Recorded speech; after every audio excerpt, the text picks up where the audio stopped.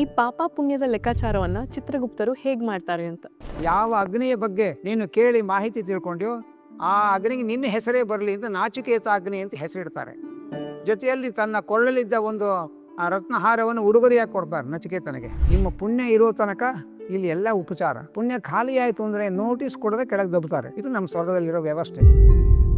ಈಗ ಯಮಧರ್ಮರಾಯ ಅಂದ ತಕ್ಷಣ ಎಲ್ರಿಗೂ ಭಯನೇ ಇದೆ ಅಲ್ಲ.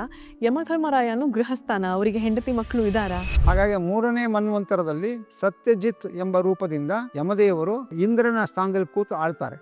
ಆ ಭಕ್ತಿಯಿಂದ ವೇದಿವ್ಯಾಸದೇವರು ನೋಡಿ ಕೈ ಮುಗಿದದ್ದರಿಂದ ಯಮದೇವರ ಮಗನಾಗಿ ಹುಡ್ತಾರೆ. ಅವನು ವಿದುರ ಅಂತ ಅನ್ಸ್ಕೊಳ್ತಾರೆ. ವಿದುರ ಅಂತ ಯಾಕೆ ಹೆಸರು ಅವರು ಅಂದರೆ, ವಿದು ಅಂದರೆ ಜ್ಞಾನ, ಅದರಲ್ಲೇ ರ ಅಂದರೆ ಆನಂದ ಪಡೋ, ಜ್ಞಾನದಲ್ಲೇ ಆನಂದ ಪಡುವ ವ್ಯಕ್ತಿತ್ವ, ಅದಕ್ಕೆ ಅವರಿಗೆ ವಿದುರ ಅಂತ ಕರೀತಾರೆ.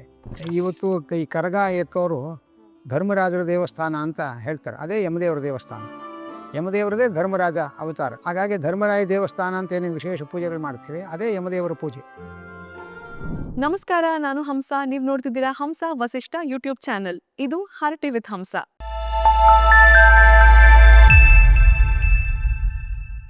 ಚಿತ್ರಗುಪ್ತರು ಅಂದ್ರೆ ಯಾರು? ಇವ್ರು ಯಾಕೆ ಯಾವಾಗ್ಲೂ ಯಮನ್ ಜೊತೆನಲ್ಲೇ ಇರ್ತಾರೆ ಅಂತ? ಇವರು ಯಮಧರ್ಮರಾಜರ ಸೇವಕರು, ಅನುಚರರು. ಅವರ ಒಂದು ಕಚೇರಿ ವ್ಯವಸ್ಥೆ ಒಳಗೆ ಅವರ ಚಿತ್ರಗುಪ್ತರನ್ನು ತಮ್ಮ ಅನುಚರನ್ನಾಗಿ ಇಟ್ಕೊಂಡಿದ್ದಾರೆ. ಅವರು ಪ್ರತಿನಿತ್ಯ ನಾವು ಚಿತ್ರಗುಪ್ತರನ್ನು ಸ್ಮರಣೆ ಮಾಡೋದಿದೆ. ಯಮದೇವರಿಗೆ ತರ್ಪಣ ಕೊಡೋದಿದೆ. ಪ್ರತಿನಿತ್ಯ ಯಮದೇವರ ಕೆಲವು ಹೆಸರುಗಳಿದೆ, ಆ ಹೆಸರುಗಳು ಹೇಳಿಕೊಂಡು ತರ್ಪಣ ಕೊಡೋದು. ಚಿತ್ರಗುಪ್ತರ ಧ್ಯಾನ ಶ್ಲೋಕ ಅಂತ ಇರುತ್ತೆ, ಆ ಶ್ಲೋಕವನ್ನು ಹೇಳಿ ಅವರ ರೂಪವನ್ನು ಧ್ಯಾನ ಮಾಡೋದು. ಹೀಗೆ ಮಾಡಿದಾಗ ಅವರು ಪ್ರಸನ್ನರಾಗ್ತಾರೆ, ಯಮದೇವರು ಪ್ರಸನ್ನರಾಗ್ತಾರೆ. ಆಗ ನಮಗೆ ಆ ಪಾಪದ ಶಿಕ್ಷೆಗಳ ಪರಿಣಾಮ ಕಡಿಮೆ ಆಗತ್ತೆ, ಹಾಗೆ ಅಂತ ಹೇಳ್ತಾರೆ. ಹಾಗಾಗಿ ಯಮಲೋಕದ ವ್ಯವಸ್ಥೆ ಒಳಗೆ ಚಿತ್ರಗುಪ್ತರು ಇನ್ನೂ ಕೆಲವರಲ್ಲೂ ಎಲ್ಲ ಅವರ ಕೈ ಕೆಳಗಡೆ ಇರತಕ್ಕಂಥ ಅವರ ಅನುಚರರು. ಅವರು ಹೇಳಿದ ಹಾಗೆ ಅವರವರ ಜವಾಬ್ದಾರಿಗಳನ್ನು ನಿಭಾಯಿಸಿ ಅವರಿಗೆ ವರದಿಯನ್ನು ಕೊಡ್ತಕ್ಕಂಥವು. ಈ ಪಾಪ ಪುಣ್ಯದ ಲೆಕ್ಕಾಚಾರವನ್ನ ಚಿತ್ರಗುಪ್ತರು ಹೇಗ್ ಮಾಡ್ತಾರೆ ಅಂತ? ಅದು ಹಿಂದೆ ಹೇಳಿದ ಹಾಗೇನೆ ಅವರಿಗೆ ಇದು ಎಲ್ಲೇ ದೂರದಲ್ಲಿ ಏನು ನಡೆದರೂ ಅದು ಕಾಣುವಂಥ ಶಕ್ತಿ ಕೊಟ್ಟಿದ್ದಾರೆ ಬ್ರಹ್ಮದೇವರು. ಮತ್ತು ಎಲ್ಲೇ ಏನೇ ಆದರೂ ಅದನ್ನು ಕೇಳಿಸ್ಕೊಳ್ಳುವಂಥ ಶಕ್ತಿ ಕೊಟ್ಟಿದ್ದಾರೆ. ಜೊತೆಯಲ್ಲಿ ಈ ಶ್ರವಣ ದೇವತೆಗಳಿಗೆ ಅದನ್ನು ವಹಿಸಿಕೊಟ್ಟಿರ್ತಾರೆ, ಅವರು ಅದನ್ನು ವರದಿ ಕೊಡ್ತಾರೆ. ಹಾಗಾಗಿ ಚಿತ್ರಗುಪ್ತರು ಅವರ ಲೆಕ್ಕದ ಪುಸ್ತಕದಲ್ಲಿ ಎಲ್ಲವನ್ನು ದಾಖಲೆ ಮಾಡಿರ್ತಾರೆ.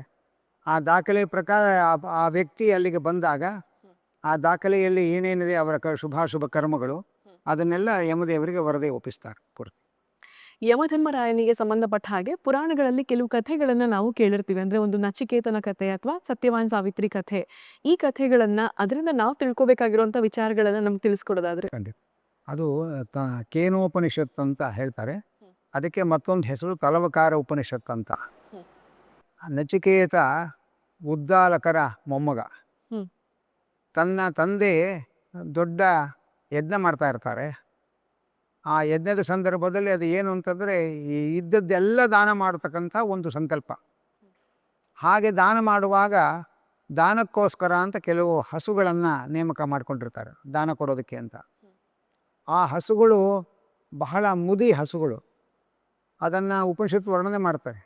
ಅದಕ್ಕೆ ನೀರು ಕುಡಿಯುವ ಶಕ್ತಿಯೂ ಇಲ್ಲ, ಹುಲ್ಲು ಜಗಿಯುವ ಚೈತನ್ಯವೂ ಇಲ್ಲ, ಆದಮೇಲೆ ಹಾಲೇನು ಕೊಡೋಕ್ಕೆ ಸಾಧ್ಯ.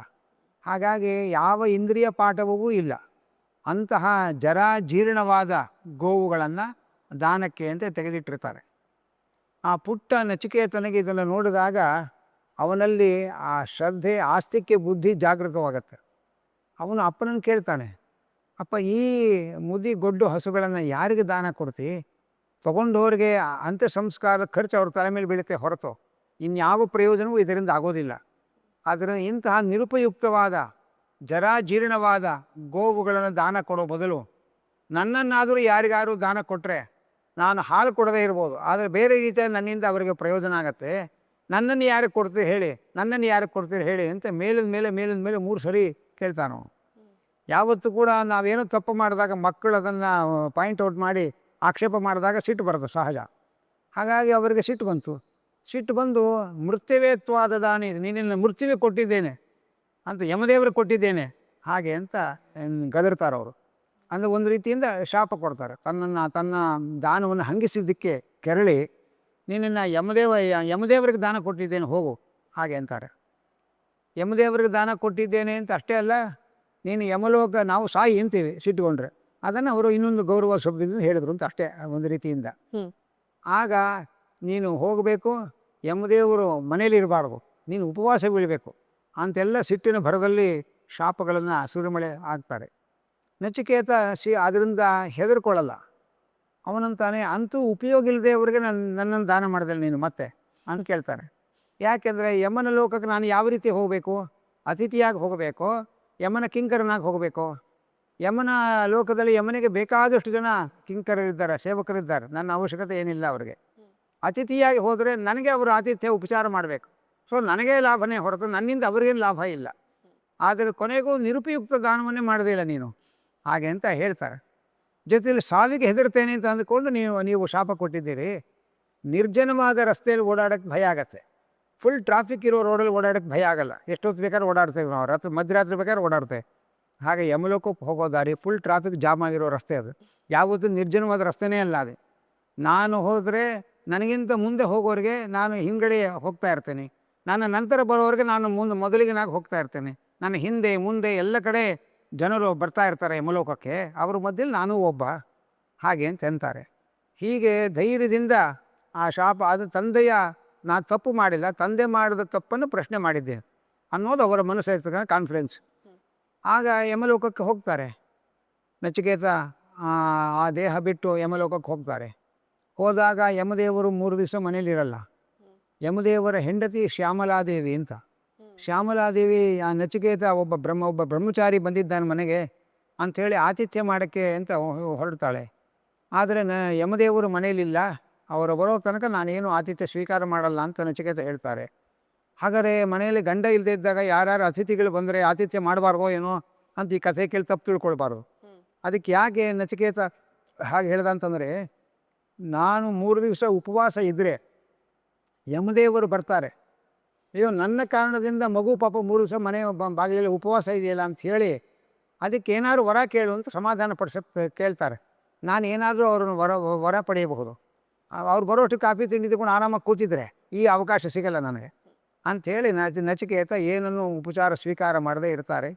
ಆ ನಂತರ ಯಮದೇವರು ಬರ್ತಾರೆ. ಬಂದ ಕೂಡಲೇ ಹೋದ ಕೆಲಸ ಏನಾಯಿತು ಅಂತ ಕೇಳಲ್ಲ ಶ್ಯಾಮಲಾದೇವಿ.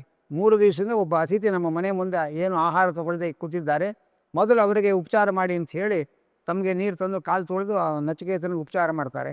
ಉಪಚಾರ ಮಾಡಿ, ನನ್ನಿಂದಾಗ ನೀನು 3 ದಿವಸ ಉಪವಾಸ ಕೂತಿದ್ಯಪ್ಪ, ಹಾಗಾಗಿ 3 ವರ ಕೇಳಿ ನಾನು ಕೊಡ್ತೇನೆ ಹಾಗೆ ಅಂತ ಹೇಳ್ತಾರೆ. ಆಗ ಮೊದಲನೇ ವರ ಕೇಳೋದು ನಚಿಕೇತ, ನಮ್ಮ ತಂದೆ ಮನಸ್ಸು ಕೆಡಿಸ್ಕೊಂಡಿದ್ದಾರೆ, ನನಗೆ ಶಾಪ ಕೊಟ್ಟರು, ಮೊದಲು ಅವ್ರ ಮನಸ್ಸು ಸಮಾಧಾನ ಆಗಬೇಕು ಹಾಗೆ ಅಂತ ಮೊದಲು ಕೇಳೋ ವರ. ಯಾವ ತಂದೆ ನಿನ್ನನ್ನು ಯಮನೆ ಕೊಟ್ಟಿದ್ದೇನೆ ಅಂತ ಗದರಿ ಶಾಪ ಕೊಟ್ಟರು, ಅವರ ಮನಸ್ಸಿನ ತಲ್ಲಣವನ್ನು ಗುರುತಿಸಿ ನಚಿಕೇತ ಯಮದೇವರು ವರ ಕೇಳಯ್ಯ ಅಂದರೆ, ನಮ್ಮಪ್ಪನ ಮನಸ್ಸು ಶಾಂತವಾಗಬೇಕು, ನಾನು ವಾಪಸ್ಸು ಇಲ್ಲಿಂದ ಹಿಂತಿರುಗಿ ಹೋದಾಗ ಇದನ್ನೆಲ್ಲ ಆ ಹಗರಣವನ್ನೆಲ್ಲ ಮರೆತು ಪ್ರೀತಿಯಿಂದ ನನ್ನನ್ನು ಬರಮಾಡಿಕೊಳ್ಳುವ ಹಾಗೆ ಅವರ ಮನಸ್ಥಿತಿ ಬರಬೇಕು ಹಾಗೆ ಅಂತ ವರ ಕೇಳ್ತಾರೆ. ಇನ್ನೊಂದು ವರ ಕೇಳು ಅಂತಂತಾರೆ. ಆಗ ಹೇಳ್ತಾರೆ, ಅಗ್ನಿಯಲ್ಲಿ ಹೋಮ ಮಾಡಿ ಪುಣ್ಯವನ್ನು ಸಂಪಾದನೆ ಮಾಡ್ತಾರೆ. ಆ ಅಗ್ನಿಯ ಕುಂಡ ಇದೆಯಲ್ಲ, ಅಗ್ನಿ ಕುಂಡದಲ್ಲಿ ಎಷ್ಟು ಇಟ್ಟಿಗೆಗಳಿಡಬೇಕು, ಆ ಇಟ್ಟಿಗೆಗಳ ಅಳತೆಗಳೇನು, ಆ ಇಟ್ಟಿಗೆಯಲ್ಲಿರುವ ಭಗವದ್ ರೂಪಗಳೇನು, ಅದನ್ನು ನನಗೆ ಪರಿಚಯಿಸಬೇಕು. ನಾವು ಜಡವಾದ ಬೆಂಕಿಗೆ ಆಹುತಿ ಹಾಕ್ತೇವೋ, ಇನ್ಯಾವುದಾದ್ರೂ ಒಂದು ಅಗ್ನಿ ದೇವತೆಗೆ ಆಹುತಿ ಹಾಕ್ತೇವೋ, ಯಾರಿಗೆ ನಾವು ಹಾಕುವ ಆಹುತಿ ತಲುಪತ್ತೆ, ಈ ಸಂಗತಿ ನನಗೆ ಹೇಳಬೇಕು ಅಂತ ಕೇಳ್ತಾರೆ. ಅದಕ್ಕೆ ಯಮದೇವರು ಹೇಳ್ತಾರೆ, ನಾನು ಹೇಳ್ತೇನೆ, ಅದಷ್ಟನ್ನು ಹಾಗೆ ವಾಪಸ್ ಒಪ್ಪಿಸಬೇಕು, ಹಾಗಿದ್ದರೆ ಹೇಳ್ತೇನೆ ಅಂತ ಅಂತಾರೆ. ಯಾಕೆ ಈ ಕರಾರು ಹಾಕಿದ್ರು ಅಂದರೆ, ಕೆಲವರಿಗೆ ಅಧ್ಯಾತ್ಮವನ್ನು ಪ್ರಶ್ನೆ ಮಾಡೋದೇ ಒಂದು ಫ್ಯಾಷನ್ ಆಗಿರುತ್ತೆ. ಅದು ಫ್ಯಾಷನ್ ಆಗಬಾರ್ದು, ಜಿಜ್ಞಾಸೆ ಆಗಬೇಕದು. ಅದು ನಚಿಕೇತನ ಯಮದೇವರ ಅಭಿಪ್ರಾಯ. ಹಾಗಾಗಿ ನಾನು ಏನು ಹೇಳ್ತೀನಿ ಅದನ್ನು ಗಮನ ಇಟ್ಟು ಕೇಳಿ ಅದನ್ನು ವಾಪಸ್ ಒಪ್ಪಿಸಬೇಕು, ಆವಾಗ ಶ್ರದ್ಧೆ ಎಷ್ಟಿದೆ ಅಂತ ಗೊತ್ತಾಗತ್ತೆ. ಹಾಗೆ ಆಗಲಿ ಅಂತ ನಚಿಕೇತ ಒಪ್ಕೊಳ್ತಾನೆ. ಆಗ ಹೇಳ್ತಾರೆ, ಅಗ್ನಿ ಅಂತಂದರೆ ಜಡವಾದ ಬೆಂಕಿಗೂ ಅಗ್ನಿ ಅಂತ ಹೆಸರು. ಅಗ್ನಿ ಅನ್ನೋ ಶಬ್ದದ ಅರ್ಥ ಆಗ ನೀ. ಆಗ ಅಂದರೆ ಚಲನೆ ಇಲ್ಲದೇ ಇರೋ ವಸ್ತು, ಅದಕ್ಕೆ ನೀರಿಂದ ಚಲನೆ ಕೊಡುವಂಥದ್ದು. ನಾವು ಬರೀ ಒಲೆ ಮೇಲೆ ನೀರಿಟ್ಟರೆ ನೀರು ಮರಳೆಲ್ಲ ಕುದಿಯಲ್ಲ. ಬೆಂಕಿ ಮೇಲಿಟ್ಟಾಗ ನೀರಲ್ಲಿ ಒಂದು ಚಲನೆ ಶುರುವಾಗುತ್ತೆ. ಹಾಗಾಗಿ ಚಲನೆ ಇಲ್ಲದ ವಸ್ತುವಿಗೆ ಚಲನೆ ಕೊಡ್ತಕ್ಕಂಥ ಶಕ್ತಿಗೆ ಅಗ್ನಿ ಅಂತ ಹೆಸರು. ಅದು ಈ ಜಡವಾದ ಬೆಂಕಿ ಮಾತ್ರ ಅಲ್ಲ, ಅದರೊಳಗೆ ಆ ಒಂದು ಅಗ್ನಿದೇವತೆ ಒಬ್ಬ ಇದ್ದಾನೆ. ಅಗ್ನಿದೇವತೆಯು ಸ್ವತಂತ್ರ ಅಲ್ಲ, ಅಗ್ನಿದೇವತೆಯೊಳಗೆ ಭಗವಂತ ಇದ್ದಾನೆ. ಅವನಿಗೆ ನಿಜವಾದ ಅಗ್ನಿ ಅಂತ ಹೆಸರು. ಯಾಕೆ ಅಂದರೆ ನಮ್ಮ ಎಲ್ಲ ಅಂಗಗಳಿಗೆ ನಿಯಾಮಕ ಮತ್ತು ಚಲನೆ ಇಲ್ಲದ ವಸ್ತುವಿಗೆ ಚಲನೆ ಕೊಡ್ತಕ್ಕಂಥವನು. ನಾವು ಈಗ ಫ್ಯಾನ್ ಇದೆ, ದೀಪ ಇದೆ, ಎಲ್ಲ ಇದೆ. ಸ್ವಿಚ್ ಹಾಕದೆ ಹೋದರೆ ಅದ್ರೊಳಗೆ ಏನೂ ಚಲನೆ ಆಗಲ್ಲ. ಸ್ವಿಚ್ ಹಾಕಿಕೊಳ್ಳಿ ಚಲನೆ ಆಗುತ್ತೆ. ಹಾಗಾದರೆ ಅದರೊಳಗೆ ಒಂದು ಚಲನೆ ಕೊಡ್ತಕ್ಕಂಥದ್ದು ಒಂದು ಕರೆಂಟು, ವಿದ್ಯುತ್ತು. ಹಾಗೆ ಎಲ್ಲ ದೇವತೆಗಳಿದ್ದಾರೆ, ಎಲ್ಲ ಇದೆ, ಅದೆಲ್ಲ ಯಂತ್ರಗಳಿದ್ದ ಹಾಗೆ. ಆ ಭಗವಂತನ ಚೈತನ್ಯ ಶಕ್ತಿ ಒಳಗೆ ಪ್ರವಹಿಸಿದಾಗ ನಮ್ಮಲ್ಲಿ ಚಟುವಟಿಕೆ ಶುರುವಾಗುತ್ತೆ. ಹಾಗಾಗಿ ಜಡವಾದ ಬೆಂಕಿ ಆಗಲಿ ಅದೇ ಅಗ್ನಿ ಶಬ್ದದ ಮುಖ್ಯ ಅರ್ಥ ಅಲ್ಲ, ಅದರೊಳಗೆ ಇರತಕ್ಕಂಥ ಅಗ್ನಿ ದೇವತೆ ಅದು ಮುಖ್ಯ ಅರ್ಥ ಅಲ್ಲ. ಅದರೊಳಗೆ ಪ್ರಾಣ ಇದ್ದಾರೆ, ಪ್ರಾಣದೇವರಿದ್ದಾರೆ, ಅದು ನಿಜವಾದ ಅಗ್ನಿ.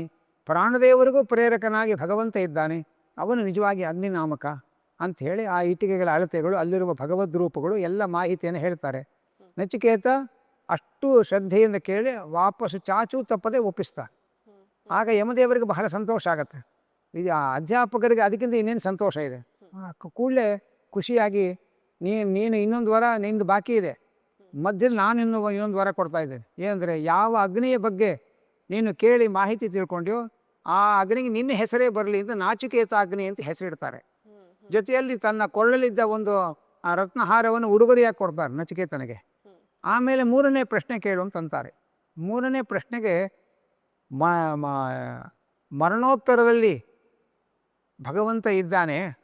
ಆ ಭಗವಂತ ನಮ್ಮ ಅಂದರೆ ನಾವು ಸಂಸಾರದಲ್ಲಿರುವಾಗಲೂ ನಮಗೆ ನಿಯಾಮಕನಾದವನು ಭಗವಂತ, ಮೋಕ್ಷಕ್ಕೆ ಹೋದ ಮೇಲೂ ನಿಯಾಮಕನಾದವನು ಭಗವಂತ, ಮುಕ್ತ ಅಮುಕ್ತರಿಗೆ ನಿಯಾಮಕನಾದ ಭಗವಂತನ ಮಹಿಮೆ ಹೇಳಬೇಕು ನನಗೆ ಅಂತ ಕೇಳ್ತಾರೆ. ಆಗ ಯಮದೇವರು ಕೂಡಲೇ ಉತ್ತರ ಕೊಡಲ್ಲ. ಅವರಂತಾರೆ, ಆ ಭಗವಂತನ ಬಗ್ಗೆ ದೇವತೆಗಳು ತಲೆ ಕೆಡಿಸ್ಕೊಂಡಿದ್ದಾರಪ್ಪ, ಅವ್ರಿಗೂ ಪೂರ್ತಿ ಅರ್ಥ ಆಗಿಲ್ಲ, ಅದ್ರ ಬಗ್ಗೆ ಯಾಕೆ ತಲೆ ಕೆಡಿಸ್ಕೊಳ್ತೀವಿ? ಅದ್ರ ಬದಲು ನಾನು ನಿನಗೆ ಕೆಲವು ವಸ್ತುಗಳನ್ನು ಕೊಡ್ತೇನೆ. ನಿನಗೆ ಎಷ್ಟು ಬೇಕೋ ಅಷ್ಟು ಸಂಪತ್ತು ಕೇಳಿಕೊಡ್ತೇನೆ, ನಿನಗೆ ಎಷ್ಟು ಬೇಕೋ ಅಷ್ಟು ಆಯುಷ್ಯ ಕೊಡ್ತೇನೆ. ನೀನಾಗೇ ನಾನು ಕರ್ಕೊಂಡು ಹೋಗೋದು ಹೇಳೋತಂಗ ನಾನು ನಿನ್ನ ಕರ್ಕೊಂಡು ಹೋಗಲ್ಲ, ಅಷ್ಟು ಆಯುಷ್ಯ ಕೊಡ್ತೇನೆ ಮತ್ತು ಅಷ್ಟು ಸಂಪತ್ತು ಕೊಡ್ತೇನೆ. ಆನಂತರದಲ್ಲಿ ಪುತ್ರ ಪೌತ್ರಾನ್ ವೃಣೀಶ್ವ, ಬೇಕಾ ನಿನ್ನ ಮಕ್ಕಳು, ಮೊಮ್ಮಕ್ಕಳು, ಮರಿಮಕ್ಕಳು, ಸಂತಾನ ಅಭಿವೃದ್ಧಿಯಾಗೋ ಹಾಗೆ ಮಾಡ್ತೇನೆ. ಆನಂತರದಲ್ಲಿ ನಿನಗೆ ನೀನು ಎಲ್ಲಿ ಹುಟ್ಟಬೇಕು ಅಂತ ಆಸೆ ಪಡ್ತೀಯೋ ಆ ಊರಲ್ಲಿ ಹುಟ್ಟಕ್ಕೆ ಅವಕಾಶ ಕೊಡ್ತೇನೆ. ಆತ ನಿನಗೆ ಭೂಲೋಕದ ಹೆಣ್ಣುಗಳು ಬೇಡ ಅಂದರೆ ನನ್ನ ಲೋಕದ ಹೆಣ್ಣುಗಳನ್ನು ಕೊಡ್ತೇನೆ. ಅದನ್ನು ಮೆರೆಸಲಿಕ್ಕೆ ವಾಹನಗಳು, ವಾದ್ಯಗಳೆಲ್ಲ ಕೊಡ್ತೇನೆ. ಇದನ್ನೆಲ್ಲ ತೊಗೊಂಡು ಸುಖವಾಗಿರು, ದೇವ್ರ ಬಗ್ಗೆ ಯಾಕೆ ತಲೆ ಕೆಡಿಸ್ಕೊಳ್ತೀವಿ ಹಾಗೆ ಅಂತ. ಒಂದು ರೀತಿಯಿಂದ ಇವತ್ತಿನ ಜಾಹೀರಾತು ಪ್ರಪಂಚಕ್ಕೆ ಉದ್ಘಾಟನೆ ಮಾಡಿದರೆ ಯಮದೇವರು ಅಂತ ಅನ್ಸುತ್ತೆ ಈ ಕಥೆ ಕೇಳಿದಾಗ. ಹಾಗೆ ಎಲ್ಲ ಭೌತಿಕವಾದ ಆಕರ್ಷಣೆಯನ್ನೆಲ್ಲ ನಚಿಕೇತನ ಮುಂದೆ ಯಮದೇವರು ಇಡ್ತಾರೆ. ನಚಿಕೇತ ಇವತ್ತಿನ ಭಾಷೆಯಲ್ಲಿ ಹೇಳೋದಾದರೆ ಇದನ್ನೆಲ್ಲ ಕೇಳಿ ಟೆಂಪ್ಟ್ ಆಗಲ್ಲ ಅವನು. ನಚಿಕೇತ ಸುಮ್ಮನೆ ಶಾಂತವಾಗಿ ಕೂತಿರ್ತಾನೆ. ಏನು ಹೇಳ್ತಾರೋ ಎಲ್ಲ ಹೇಳಲಿ ಅಂತ. ಎಲ್ಲ ಹೇಳಿದ ಮೇಲೆ ನಚಿಕೇತ ಕೇಳ್ತಾರೆ, ಇದನ್ನೆಲ್ಲ ನಿಮ್ಮ ಕೊಡೋ ಅಧಿಕಾರ ಇದೆಯಲ್ಲ ಅದು ಶಾಶ್ವತವಾ? ನಾಳೆ ನೀವು ರಿಟೈರ್ಡ್ ಆಗಿ ಇನ್ನೊಬ್ಬ ಯಮದೇವ ಇಲ್ಲಿ ಬಂದು ಕೂತ್ಕೊಂಡು ಹಳೆ ಫೈಲ್ ತೆಗೆದು ಯಾಕೆ ನಚಿಕೇತನಿಗೆ ಇದೆಲ್ಲ ಕೊಟ್ಟಿದ್ದಾರೆ ಅಂತ ಕ್ಯಾನ್ಸಲ್ ಮಾಡಿದ್ರೆ ಕೊಡ್ಸೋಕ್ಕೆ ನೀವು ಮತ್ತೆ ಬರಲ್ಲ. ಅಂದರೆ ಇದನ್ನೆಲ್ಲ ಕೊಡೋ ಅಧಿಕಾರವೇ ನಿಮ್ಮದು ಶಾಶ್ವತ ಅಲ್ಲ. ಮತ್ತು ನೀವು ಕೊಡುವ ವಸ್ತುಗಳಿದೆಯಲ್ಲ ಇದು ಯಾವುದು ಶಾಶ್ವತ ಅಲ್ಲ. ಇದೆಲ್ಲ ಏನು ಮಾಡುತ್ತೆ ಅಂದರೆ ನಮ್ಮ ಇಂದ್ರಿಯಗಳ ಶಕ್ತಿಯನ್ನು ಕುಂಠಿತಗೊಳಿಸುತ್ತೆ ಅಷ್ಟೇ. ನಾವು ಮೊಬೈಲ್ ಬಂತು, ಬೇಕಾಷ್ಟು ಉಪಯೋಗ ಇದೆ, ಅದರಂತೆ ಅದರೊಳಗೆ ಮುಳುಗಿದರೆ ಅದರಿಂದಲೇ ನಮ್ಮ ರೋಗಗಳು ಹರಡೋಕ್ಕೆ ಅವಕಾಶಗಳಿದೆ. ಹಾಗಾಗಿ ನೀನು ಕೊಡುವ ಎಲ್ಲ ಭೋಗ ಸಾಧನ ಸಾಮಗ್ರಿಗಳು ಕೂಡ ಯಾವುದೂ ಶಾಶ್ವತವಲ್ಲ. ಮತ್ತು ಬಹಳ ಕಾಲ ಬದುಕಕ್ಕೆ ಅವಕಾಶ ಕೊಡ್ತೇನೆ ಅಂತ ಹೇಳಿದ್ವಿ. ಬಹಳ ಕಾಲ ಬದುಕಿದವರು ಯಾರು ಸುಖವಾಗಿದ್ದಾರೆ? ಹಳೆದ ನೆನೆಸ್ಕೊಂಡು ದುಃಖ ಪಡ್ತಾ ಕೂತಿರ್ತಾರೆ. ಆದರೆ ಅತಿ ದೀರ್ಘ ಜೀವಿತೆ ಕೋರಮೇತ, ತುಂಬ ಕಾಲ ಬದುಕಿ ಯಾರು ಸುಖವಾಗಿದ್ದಾರೆ? ಆದ್ದರಿಂದ ಇದ್ಯಾವುದು ಬೇಡ ನನಗೆ. ನೀನು ಕೊಡುವ ಸಂಪತ್ತು, ಹೆಣ್ಣು ಹೊನ್ನು ಮಣ್ಣು ಇದ್ಯಾವುದು ನನಗೆ ಬೇಡ. ಇದೆಲ್ಲವೂ ಶಾಶ್ವತವಲ್ಲ. ನಿನ್ನ ಕೊಡುವ ಅಧಿಕಾರ ಶಾಶ್ವತವಲ್ಲ, ನೀನು ಕೊಡುವ ವಸ್ತುಗಳೇ ಶಾಶ್ವತ ಅಲ್ಲ, ಅದನ್ನು ಅನುಭವಿಸುವ ನನ್ನ ದೇಹವೇ ಶಾಶ್ವತ ಅಲ್ಲ, ನನ್ನ ದೇಹದ ಯೌವನವೂ ಶಾಶ್ವತ ಅಲ್ಲ. ಹಾಗಾದ್ರೆ ಈ ಟೆಂಪ್ರವರಿ ಹಿಂದೆ ಹೋದರೆ ಬರೀ ಟೆಂಪ್ರೇಚರ್ ಜಾಸ್ತಿ ಆಗುತ್ತೆ. ಆದರೆ ಇದ್ಯಾವುದು ಬೇಡ ನನಗೆ ಅಂತ ನಚಿಕೇತ ಎಲ್ಲವನ್ನು ತಿರಸ್ಕಾರ ಮಾಡಿ, ದೇವತೆಗಳು ತಲೆ ಕೆಡಿಸ್ಕೊಂಡಿದ್ದಾರೆ ಅಂತಂದರೆ ಅದೇ ಬಹಳ ಇಂಪಾರ್ಟೆಂಟ್ ಮ್ಯಾಟ್ರ್ ಅಂತ ಅರ್ಥ ಆಯಿತು. ಹಾಗಾಗಿ ನನಗೆ ಅದನ್ನೇ ಹೇಳಬೇಕು ನೀನು ಅಂತ ನಚಿಕೇತ ಹಾಗೆ ಹೇಳ್ತಾನೆ. ಆಗ ಯಮದೇವರು ಆ ಭಗವಂತನ ಮಹಿಮೆಗಳನ್ನೆಲ್ಲ ಹೇಳ್ತಾರೆ. ಆ ಭಗವಂತನ ಮಹಿಮೆಯನ್ನು ಹೇಳುವ ಮುಂಚೆ ಆ ನಚಿಕೇತನ ರಿಯಾಕ್ಷನ್ ಇದೆಯಲ್ಲ ಅದನ್ನು ನೋಡಿ ಒಂದು ಮಾತು ಹೇಳ್ತಾರೆ. ನೋಡಪ್ಪ, ನಾವು ಪ್ರತಿಯೊಬ್ಬರ ಮುಂದೆಯೂ ಕೂಡ 2 ಆಪ್ಷನ್ ಇರುತ್ತೆ. ಒಂದು ಶ್ರೇಯಸ್ಸು, ಒಂದು ಪ್ರೇಯಸ್ ಅಂತ. ಪ್ರೇಯಸ್ ಅಂದರೆ ಇಲ್ಲಿ ಸುಖ ಕೊಡುವ ವಸ್ತುಗಳು, ಶ್ರೇಯಸ್ ಅಂದರೆ ಅಲ್ಲಿ ಸುಖ ಕೊಡುವ ವಸ್ತುಗಳು. ಪ್ರತಿಯೊಬ್ಬರಿಗೂ ಎರಡು ಆಕರ್ಷಣೆ ಇರ್ತದೆ. ಉದಾಹರಣೆಗೆ ಸುಮ್ಮನೆ ಲೌಕಿಕವಾಗಿ ಉದಾಹರಣೆ ಕೊಡೋದಾದರೆ 6:30ಗೆ ಒಂದು ಧಾರಾವಾಹಿ ಪ್ರಾರಂಭ ಆಗುತ್ತೆ. 6:30ಗೆ ರಾಘವೇಂದ್ರ ಮಠದಲ್ಲಿ ಪ್ರವಚನ ಶುರುವಾಗುತ್ತೆ. ನಮ್ಗೆ ಎಲ್ಲಿ ಹೋಗಬೇಕು ಅಂತ ಎರಡು ಆಪ್ಷನ್. ನಾವು ಯಾವುದನ್ನು ಆಯ್ಕೆ ಮಾಡ್ಕೊಳ್ತೇವೆ ಅದ್ರ ಮೇಲೆ ನಮ್ಮ ವ್ಯಕ್ತಿತ್ವ ಏನು ಅಂತ ಅರ್ಥ ಆಗುತ್ತೆ. ಹೌದು. ಹಾಗಾಗಿ ಪ್ರತಿಯೊಬ್ಬರಿಗೂ ಪ್ರತಿ ಕ್ಷಣದಲ್ಲೂ ಅವರ ಮುಂದೆ ಎರಡೆರಡು ಆಪ್ಷನ್ ಇಟ್ಟಿರ್ತಾನೆ ಭಗವಂತ. ಅವ್ರು ಯಾವುದನ್ನು ಆಯ್ಕೆ ಮಾಡ್ಕೊಳ್ತಾರೆ ಅನ್ನೋದ್ಮೇಲೆ ಅವರ ವ್ಯಕ್ತಿತ್ವ ಏನು ಅಂತ ಗೊತ್ತಾಗತ್ತೆ. ಹಾಗಾಗಿ ನೀನು ಶ್ರೇಯಸ್ಸನ್ನು ಕೇಳಿದಿ ಅಂದರೆ ಮೋಕ್ಷ ಮಾರ್ಗ, ಅದಕ್ಕೆ ಬೇಕಾದ ಸಾಧನೆಗಳು, ಭಗವಂತನ ವಿಚಾರ, ಇದೆಲ್ಲ ಶ್ರೇಯಸ್ ಸಾಧನ ಅಂತ ಕರೀತಾರೆ. ನೀನು ಅದನ್ನು ಕೇಳಿದಿ. ನಾನೇ ನಿನ್ನ ಮುಂದೆ ಪ್ರೇಯಸ್ಸನ್ನಿಟ್ಟೆ, ಅದಕ್ಕೆ ಪ್ರೇಯಸಿ ಅಂತ ನೋಡಿ, ಶ್ರೇಯಸಿ ಅಂತ ಕರೆಯಲ್ಲ. ಯಾಕಂದರೆ ಇಲ್ಲಿ ಸುಖ ಕೊಡುವ ಆಕರ್ಷಣೆ ವಸ್ತುಗಳು ಅಂತ ಅರ್ಥ. ಹಾಗೆ ಪ್ರೇಯಸ್ಸನ್ನು ನಾನು ನಿನ್ನ ಮುಂದೆ ಇಟ್ಟೆ. ನೀನು ಪ್ರೇಯಸ್ಸನ್ನು ತಿರಸ್ಕಾರ ಮಾಡಿ ಶ್ರೇಯಸ್ಸನ್ನು ಹಿಡಿದು ನಿನಗೆ ನಾನು ಉಪದೇಶ ಮಾಡ್ತೇನೆ. ಯಾಕೆಂದರೆ ಭೌತಿಕ ಆಕರ್ಷಣೆಗಳಿಗೆ ಒಳಗಾಗುವವನಿಗೆ ಅಧ್ಯಾತ್ಮ ಫ್ಯಾಷನ್ ಆಗುತ್ತೆ, ಅದು ತಲೆ ಒಳಗೆ ಹೋಗಲ್ಲ ಅದು. ಆದ್ದರಿಂದ ಅಲ್ಲಿ ವೈರಾಗ್ಯ ಇದೆ ಅನ್ನೋದನ್ನು ಪರೀಕ್ಷೆ ಮಾಡಿ ಆಮೇಲೆ ಅಧ್ಯಾತ್ಮ ಹೇಳಬೇಕು ಅನ್ನೋದು ಯಮದೇವರ ಯೋಚನೆ. ಹಾಗಾಗಿ ಯಮದೇವರು ಕೊಟ್ಟ ಇಷ್ಟು ಎಲ್ಲ ಸುಖ ಸಾಧನಗಳನ್ನು ಸಾರಾಸಗಟಾಗಿ ತಿರಸ್ಕಾರ ಮಾಡಿ ನನಗೆ ಭಗವತ್ ತತ್ವವನ್ನೇ ಉಪದೇಶ ಮಾಡಿರಿ ಅಂತ ಏನು ಹೇಳಿದೆಯಲ್ಲ, ನೀನು ನನ್ನ ಪರೀಕ್ಷೆ ಒಳಗೆ ನೀನು ತೇರ್ಗಡೆಯಾಗಿದೆ, ನಾನು ನಿನಗೆ ಹೇಳ್ತೇನೆ ಅಂತ ಮುಂದೆ ಇಡೀ ಉಪನಿಷತ್ತು ಭಗವಂತನ ಮಹಿಮೆಗಳನ್ನೆಲ್ಲ ಅವರು ಹೇಳ್ತಾರೆ. ಆ ಭಗವಂತ ಎಲ್ಲ ಕಡೆ ಇದ್ದಾನೆ, ನಿರ್ದೋಷನಾಗಿದ್ದಾನೆ, ಅನಂತ ಗುಣ ಪರಿಪೂರ್ಣನಾಗಿದ್ದಾನೆ. ಅವನನ್ನು ನಮ್ಮ ಪಾಂಡಿತ್ಯದಿಂದ, ನಮ್ಮ ದಾನ ಧರ್ಮಗಳಿಂದ ಮೆಚ್ಚಿಸಿ ನಾವು ನೋಡಿಬಿಡ್ತೇವೆ ಅಂತ ಹಾರಾಟ ಮಾಡೋಕ್ಕಾಗಲ್ಲ. ನಾವು ಮಾಡಿದ್ದನ್ನು ಅವನು ಒಪ್ಕೋಬೇಕು. ನಮ್ಮ ಸಾಧನೆಯನ್ನು ಸರಿಯಾಗಿದೆ ಅಂತ ಅವನು ಯಾರ ಸಾಧನೆಯನ್ನು ಒಪ್ಕೊಳ್ತಾನೆ ಅವರಿಗೆ ತನ್ನನ್ನು ತೆರೆದುಕೊಳ್ತಾನೆ. ಭಗವಂತ ಇಲ್ಲಿ ಎಲ್ಲ ಕಡೆ ಇದ್ದಾನೆ, ಕಾಣಲ್ಲ ಅಂದರೆ ಅವನು ಕಾಣಿಸ್ಕೊಳ್ಬೇಕು ಅಂತ ಅವನು ಮನಸ್ಸು ಮಾಡಬೇಕು. ಹೊರತು ನಮಗೆ ಕಣ್ಣಿದೆ ನಾವು ನೋಡ್ತೇವೆ ಅಂತ ಹಾರಾಟ ಮಾಡೋಕ್ಕಾಗಲ್ಲ.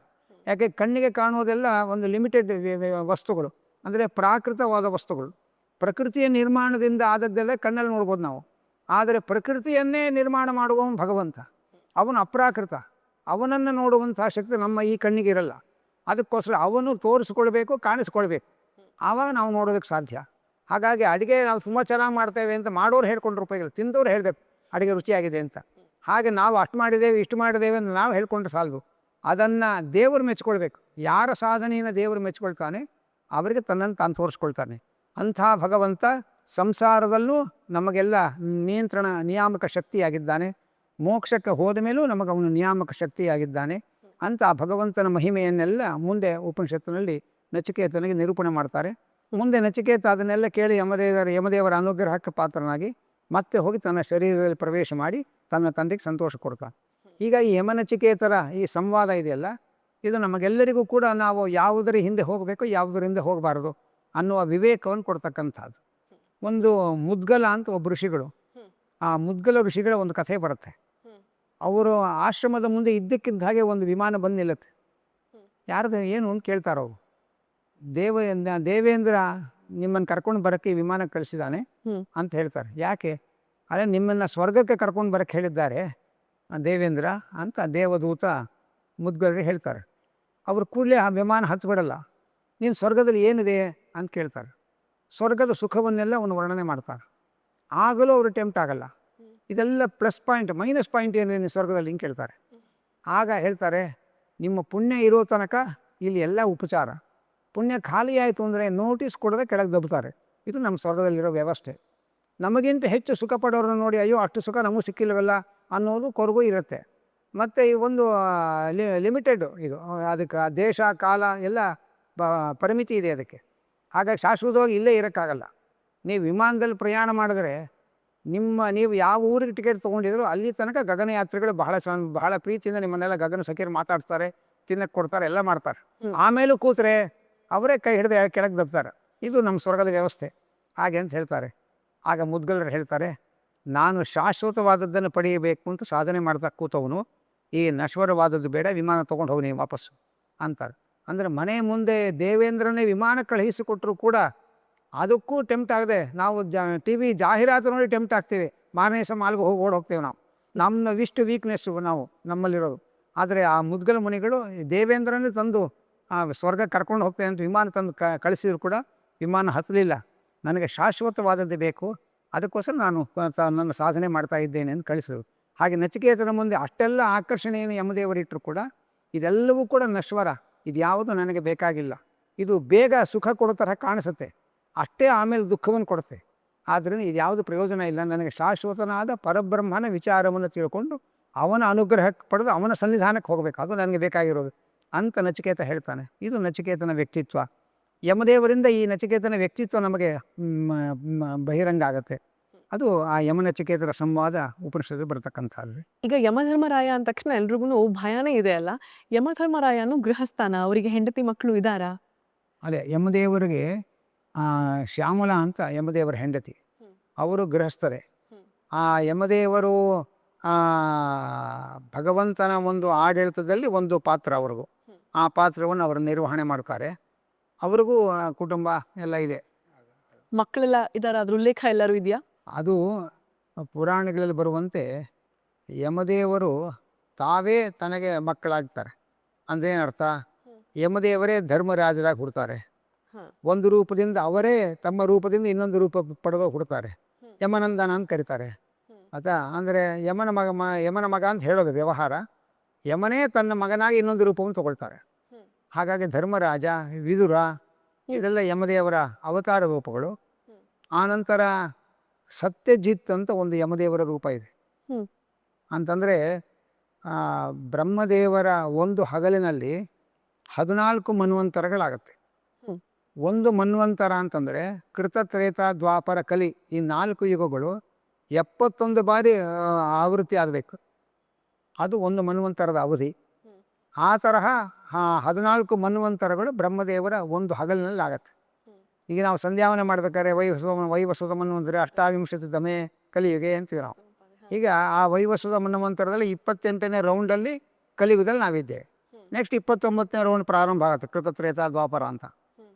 ಹಾಗೆ ಮೂರನೇ ಮನ್ವಂತರದಲ್ಲಿ ಪ್ರತಿಯೊಂದು ಮನ್ವಂತರದಲ್ಲೂ ಬೇರೆ ಬೇರೆ ವ್ಯಕ್ತಿಗಳು ಇಂದ್ರನ ಸ್ಥಾನದಲ್ಲಿ ಕೂತ್ಕೊಳ್ತಾರೆ. ಬೇರೆ ಬೇರೆ ದೇವತಾ ಗಣಗಳು ಅಂತ ಬರುತ್ತೆ, ಬೇರೆ ಬೇರೆ ಸಪ್ತರ್ಷಿಗಳು ಅಂತ ಬರ್ತಾರೆ.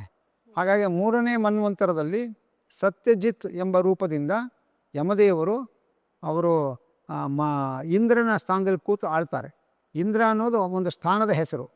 ಈಗ ಪುರಂದರ ಅನ್ನುವವರು ಇಂದ್ರನ ಸ್ಥಾನದಲ್ಲಿ ಕೂತಿದ್ದಾರೆ. ಮುಖ್ಯಮಂತ್ರಿ ಅಂತ ಆ ಸ್ಥಾನಕ್ಕೆ ಹೆಸರು, ಆ ಬರೋರ ಹೆಸರು ಬೇರೆ ಬೇರೆ ಇರುತ್ತೆ. ಹಾಗೆ ಇಂದ್ರ ಅಂತ ಆ ಸ್ಥಾನಕ್ಕೆ ಹೆಸರು. ಅಲ್ಲಿ ಯಾರು ಕೂತ್ಕೊಂಡು ದೇವಲೋಕವನ್ನು ಆಳ್ತಾರೆ ಅವರಿಗೆ ಇಂದ್ರ ಅಂತ ಹೆಸರು. ಹಾಗೆ ಈಗ ಪುರಂದರ ಅನ್ನುವವರು ಆ ಸ್ಥಾನದಲ್ಲಿ ಕೂತಿದ್ದಾರೆ. ಯಾರವರು? ಆ ಪುರಂದರ ಅಂತ ಒಬ್ಬ ದೇವತೆ, ಅವರು ಇಂದ್ರನ ಸ್ಥಾನದಲ್ಲಿ ಕೂತಿದ್ದಾರೆ. ಆಗ ಯಮದೇವರು ಸತ್ಯಜಿತ್ ಎಂಬ ರೂಪವನ್ನು ತಾಳಿ ಅವರು ಆ ಜಾಗದಲ್ಲಿ ಕೂತ್ಕೊಂಡಿರ್ತಾರೆ ಮೂರನೇ ಮನ್ವಂತರದಲ್ಲಿ.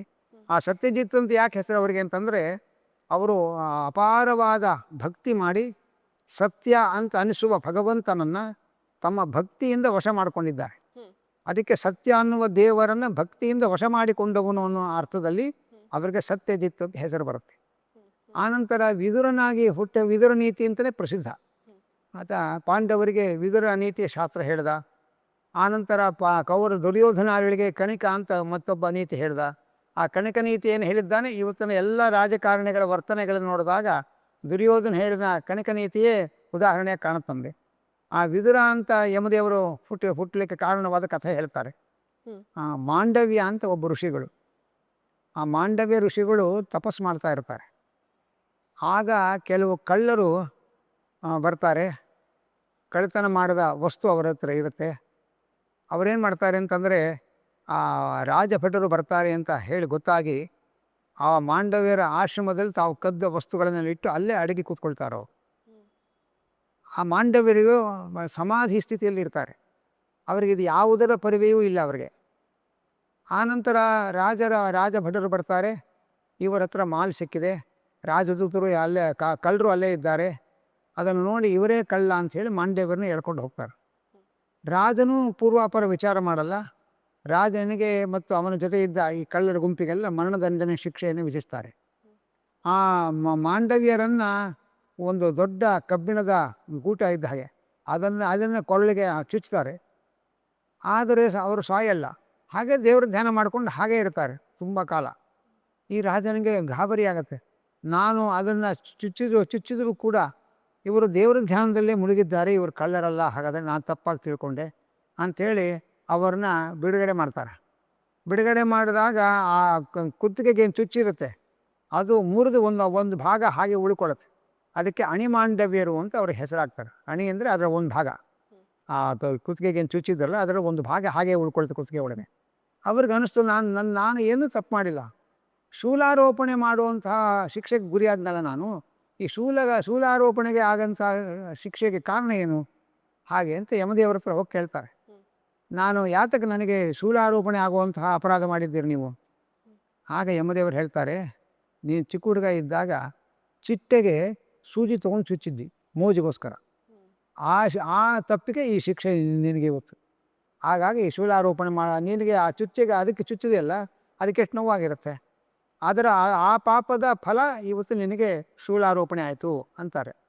ಇವ್ರು ಕೇಳ್ತಾರೆ, ಎಷ್ಟನೇ ವಯಸ್ಸಲ್ಲಾಯಿತು? ಆಗ 14ನೇ ವಯಸ್ಸಿಗಿಂತಲೂ ಕಡಿಮೆ ವಯಸ್ಸು.